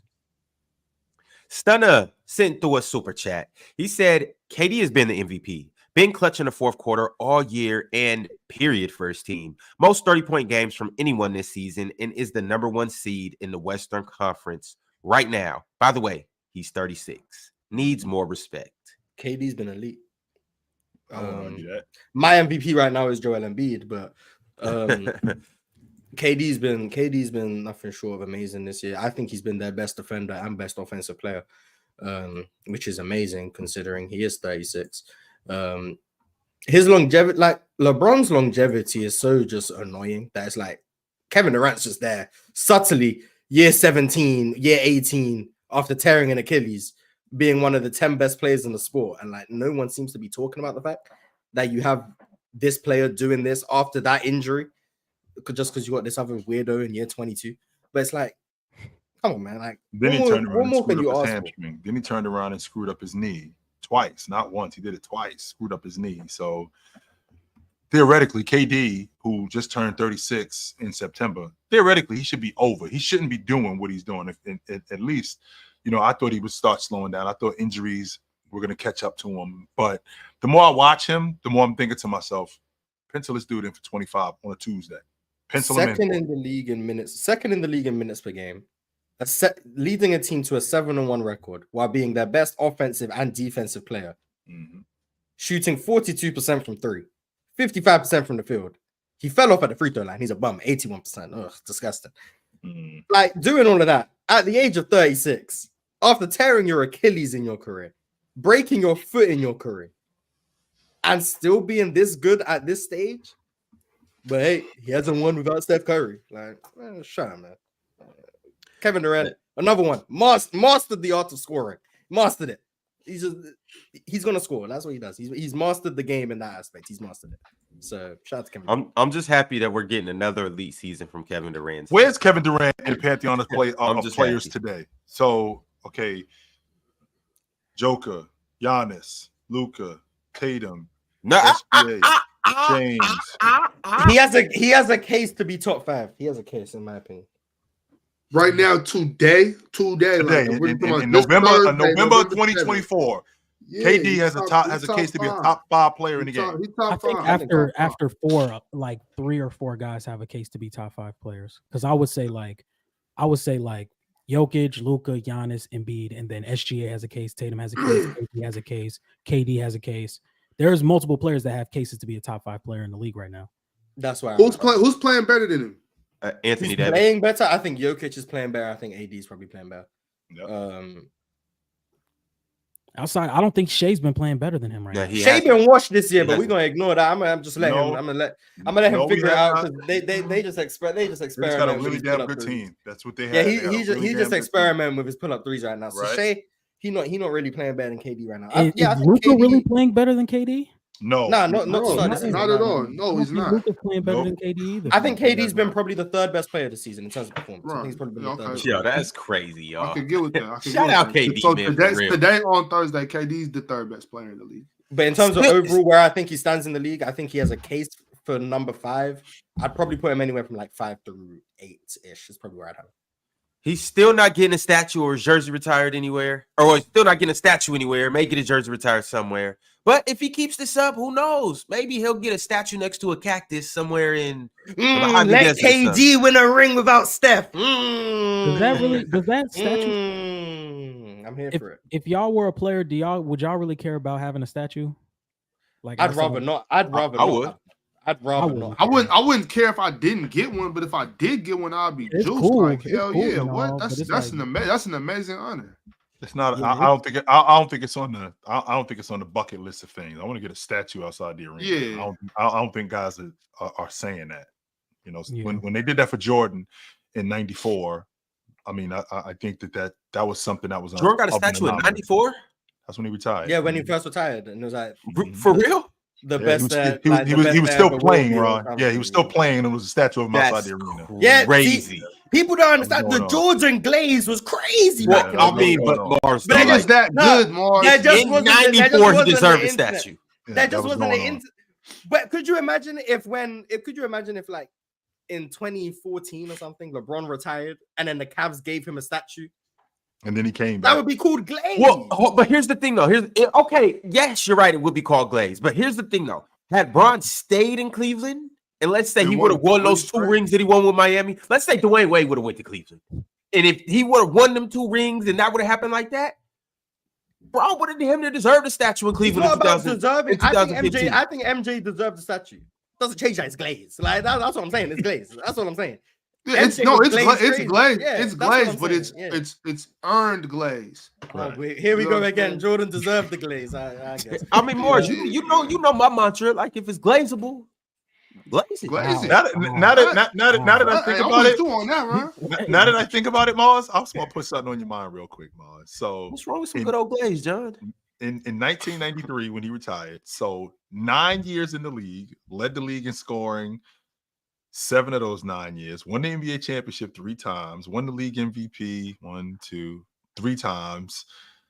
I don't think he was in the top 20. I don't think he was in the top 30 in the history of scoring. He wasn't in the top 10 in steals. 9 years. Jabbar has 6 rings. He's got 3, and they built a statue of him outside the arena in 9 Glaze. years. Glaze. Could you imagine if Denver just gave Jokic a statue like last week? Glaze. He not Jay. He is not Jay though. No, he ain't. He Mark, ain't. MVP, after a 3-peat though, championship, nah. But see, this is what I'm saying. If Mars, it was Jokic 100% the- glaze. It was. if he was to knock off 3 straight 3 in a row rings, in 9 Yeah. years. So if the Lakers just gave Shaq a statue after 2002, that's not glaze. He joined the Lakers in 96. though. In That's the Lakers. 2002, they give Shaq a statue. That's not glaze. Yeah, Mars that's is- glaze. 100%. Mars' stance- Yeah. Mars' That's all stance I'm isn't- saying is glaze. Yeah, That's Mars' all I'm stance saying. isn't how good these guys are. Young Yeah. ladies. That's all That's I'm all. saying. right. Is they were glazing. That's all Definitely I'm glaze. saying. Mm. See, But shout out to to MJ, get it in though. '94 that's insane. Shout out to MJ, but That's what the world was though in the '90s though. Like Mars, like in the '90s, the world was Jay's. Like it was his world. Yeah, Like he was the you man. had to be there, Morris. It was all about Jordan. Like Yeah, he was the man. everywhere, Hey. it was Jordan. bro. 100%. They don't stop talking about him out here. Like I can't even. I'm So talking they never about talk like, about they like still Mars, glazing like in, 30 years later. They need to grow up. More, it's like in 98, bro, it was Jordan, bro. That was all there was Michael Jordan. Michael Jordan, bro. They won't even talk to you. Sound like Glaze. Swear to God. DeSarmo sent through a super chat. He said, Kitchen Sink Mafia, truce. Jokic actually deserves MVP this season. The 6'4.5", 25% from three, Canadian DeMar DeRozan, who cosplays as a point guard, is not better than JT. Chill, you cooked. What? Shay's not better than Jason Tatum. That's what he's saying. Oh. But yeah, No, he's saying like you cooked, Chill. I don't think he's saying like you're cooked. He's saying he's saying that Chill was cooking, saying Jason Tatum's better than him. Thank you. Shay just experimenting right now, man. I don't think this is who Shay is, but I mean, I think he's been really good defensively. I think he's been a better playmaker this year. It's just the scoring in terms of efficiency and shot diet has been drastically different. But I'm not going to overreact too much of this start to the season. But Shay's still where I had him before. Arguably a top 5 player, same realm as Kevin Durant, Anthony Davis, those guys. It's like arguably top 5, but I still don't think he's in that group of the top 4. But anyway, yeah. DSG Piccolo said Nurkic heard Mars talking shit and decided to lock in, and he kept the turnovers down too? ? Maybe Mars needs to keep cooking Nurk. Remember when I did that for Julius Randle and he hit a game winner the next day? Like, Take it a step further than that, D. Take it a step further than that, Piccolo. Maybe he need to start cooking DeAndre Ayton more. How about that? No, no. Maybe he need to start cooking. Let DeAndre Ayton stay on your crew. Let DeAndre Ayton stay a bum, but I might have to start. I cooked Fred VanVleet and he just shot 10 for 11 last night. So I'm just saying, I got some level of impact, clearly. Yo, Morris, could you cook Alex Lynn? Nah, we good. Could you cook D'Lo? I'm also, you guys don't worry about that. That's gonna. I'm trying to make it work in reverse too. I'm praising the Warriors and I'm praising Phoenix so that they can fall off. I'm doing the same thing in reverse. I'm not. Because I need to catch up. We 5-3. I need them to drop some games, and then when we catch up, like I'm trying to make it work. If I praise you, you're gonna fall off. If I start talking about your negatives, you're gonna start hooping. So that's what I just gotta make sure I'm consistent. I remember us doing this dance last year with D'Angelo Russell. And anyway, Brandon Lee said, "Don't worry about the Knicks. Jalen Brunson's gonna lead us to the promised land. We're gonna give him a statue after this season. Greatest Knick ever." Glaze. W profile picture, Brandon. That's not even funny. Keeping it pushing, Chico Schmurda became a member today. Shout out to Chico Schmurda. 11 winners said Ja Morant. Have you guys liked that he's been like a substantially better like playmaker and decision maker? Like, yes, I don't give Ja Morant. I said that, Mars. I don't give Ja Morant enough credit for his distribution. Like I saw him throw a cross-court pass with his weak hand. I'm like, you know what? Ja a lot better passer than I thought he was. I'm not giving him enough credit. And on top of that, his game, he's slowing down. He's still playing. I mean, I saw him do the 2 360s, but he's playing a lot slower. He's not in the air nearly as much. I think that's largely due to him trying to preserve himself and knowing that, I can't keep playing like that and getting slammed to the floor. That can't happen. I think he's dunked it. I think he's done 1 dunk this year. So he fell off, man. He's just not that good. Oh, he's still nice. He's still nice. Not me. Fell off. Antonio Fry said, "Y'all seen Ja and Trey post-game interviews? Love the competitiveness for real." Trey was just saying New York stinks, basically. Yeah, he said, "Get them bum ass Knicks out of there." New York thing. I love that. New York can't mess with Trey Young. Under their skin. He get under their skin. Trey know he would be the best point guard in Knicks history. That's why he knows he's better than any point guard they ever had, except Will Frazier. I think it's interesting that Ja talk about like what the fact that he don't like the Lakers because they dropped him in the playoffs, and the fact that they came in and beat them in Memphis last year, and they was yapping. Ja, you the ultimate yapper. You the ultimate talker. Got him in trouble. Right. You the ultimate talker. This is what you do, but you don't like somebody who give it to you? Give me a break. Give me a break. You the one talk the most. You the one talk the most. In fact, that's what you got your crew on. I'm fine in the West. I'm straight out here. I said it's a party inside my city. Yeah, that's you doing all the gritty dancing. And then when somebody gives your boys the business, yo, you ain't appreciating that. Get the hell out of here with that. Get the hell out of here with that. All right, y'all. Yo, twit the drop. Yo, twit the drop said, I was here when OKC was 7-0, so I got to be here after an L. Shout out to Russ for being the first player to score 25 plus on us. Glad we got some close game reps, though. I love how Şengün gonna be the second. I love how you use the number 25 plus, considering Norman Powell went for 24. I love Yeah, that. no, it wasn't good enough. Wasn't good enough. Get to 29. I dig that. Şengün about to have 28, 14, 28 and 14 on Friday. Czech can't handle Şengün, is what it is. Yeah, so y'all played them tomorrow in Houston or Oklahoma? I believe it's in Oklahoma, but I'll check. Okay. Where the hell is it? Realist 123 said Mars Mars's Nurkic and Buddy Hield takes age like milk. What were your takes, Mars? Nurkic stinks and Buddy Hield gonna regress back to the mean of everything I've seen. Why that age? We gotta wait. Yeah, I mean, Nurkic having a good game doesn't change anything I said about Nurkic. Right. Him making he's not gonna make a 40-foot three every game. I don't know what to tell you. Like he's just not. So that doesn't change. He made it look easy last night. That doesn't change anything I said about Nurkic. But Buddy Hield, as each game goes on, like, and everything I hear Buddy Hield say, it sounds like he's just in a great mental space right now. So Buddy Hield, I might be wrong about that one. Nurkic, I'm confident I'm right. And yeah, the game's in Oklahoma City tomorrow. So but we're gonna win. Emmy said Ricochet, all defense. Giannis, still the GOAT. Get well soon, Maxey. Gary Trent, worst player in the league. Brunson, still can't pass. Happy Thursday. Shout out Julius Randle. That distribution looking a little tricky over there, huh, New York? Looking a little tricky, huh? I'm just saying. Julius Randle, another one who I spoke very strongly about, and he's been playing well ever since too. So I'm telling you, I got that. Hey, might start charging people to start slandering their players. That's that Martian Ocean right there. Send a super chat telling me you want me to slander a player. I'll do a whole spiel, and all of a sudden they're gonna start hooping. That's crazy. Estee Coolin became a member today. Shout out to Estee.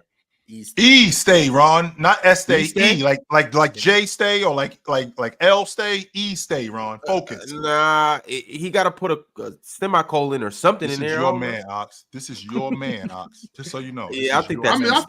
I feel him though. Man. We need to spell it correctly. Capitalize the E. That's why he capitalized the E. Yo hablo español. Yo no estoy. Esté. Comprende. It's your man. Hey, Ox. I was at the salsa spot last night too. Boy, oh boy. Man, Ox. This is your man. Boy. Hey, John D. Boy. Dookie Blaylock said Lakers need Zach LaVine bad. Zach LaVine would be nice. They need transition defense. They need point of attack. Zach LaVine does not help with that. No, he doesn't. He helps with the athleticism. He helps with that. He helps with the athleticism in transition. Okay, he does help with that. Defense, no. 3-point shooting they need, so he helps with that. They need a lot of things. They need Zach LaVine would help some things, but they also need a lot. Drip Bayless said, "Is D'Lo the worst starting point guard?" Yes. So Fred VanVleet don't exist. Okay. Fred VanVleet's better than D'Lo. The Lakers would be better with Fred VanVleet than D'Lo. No, they wouldn't. No, they would not. Hell no. If they want Fred, I'll make the trade. If they want Fred, I'll make the trade. At least Fred, yo, chill. At least Fred brings tenacity. You know what I'm saying? Like that matters, Mars. It especially matters if that's all you got to stand on. Like if we both bums, but I'm tenacious and you not. You gotta at least I'm a hard-working bum. Yay. You know. Mo said, "Chill. What's the worst jump shot you've seen?" The kid from Kentucky, Kid Gilchrist. Gifted. Yes. Yo, no, not worse than the kid from Kentucky. No. Mm-hmm. Eddie Wilson said 76 are so cooked. Maxey out for a couple weeks. Joel's back next week. They'll be fine. Unless he puts his hands on somebody else. 11 winners said Ja wasn't top 10. And he still ain't Laughing top 10. emojis. Yeah, And he still ain't Top top 10 10. point guard. I still don't think he is. Yeah, but- who you talking about? Haters gonna hate. And he still ain't top 10. What are you talking about? Hoop Never Stops said OKC is a second round playoff team at best. It's That's amazing. sick. Waiting for them to lose so you can be like, hey, I told you. I guess. Okay, cool. Okay. Stay coolin' sent through a super chat, but he didn't say Merry Christmas. anything. So All right, Later, dude. fellas. I'll see y'all all right, tomorrow. chill. Yes, sir. Estoy- Appreciate you, Estee. Hanzo said, swiper on the wall. Who's the baldest of them all? Yo, the chat was Yo, going Ron, why crazy. you That move shit me? crying. So I could get up there and get some, Yeah, I was trying to read somebody's fortune. I was about to charge for fortunes. It's finna go in that crystal ball. Yo, They said he got bright Yeah. idea. Also going crazy. I ain't gonna lie. Also going crazy. Get the spit Me spit crying. shine in it. Mr. Nielsen sent through a super chat.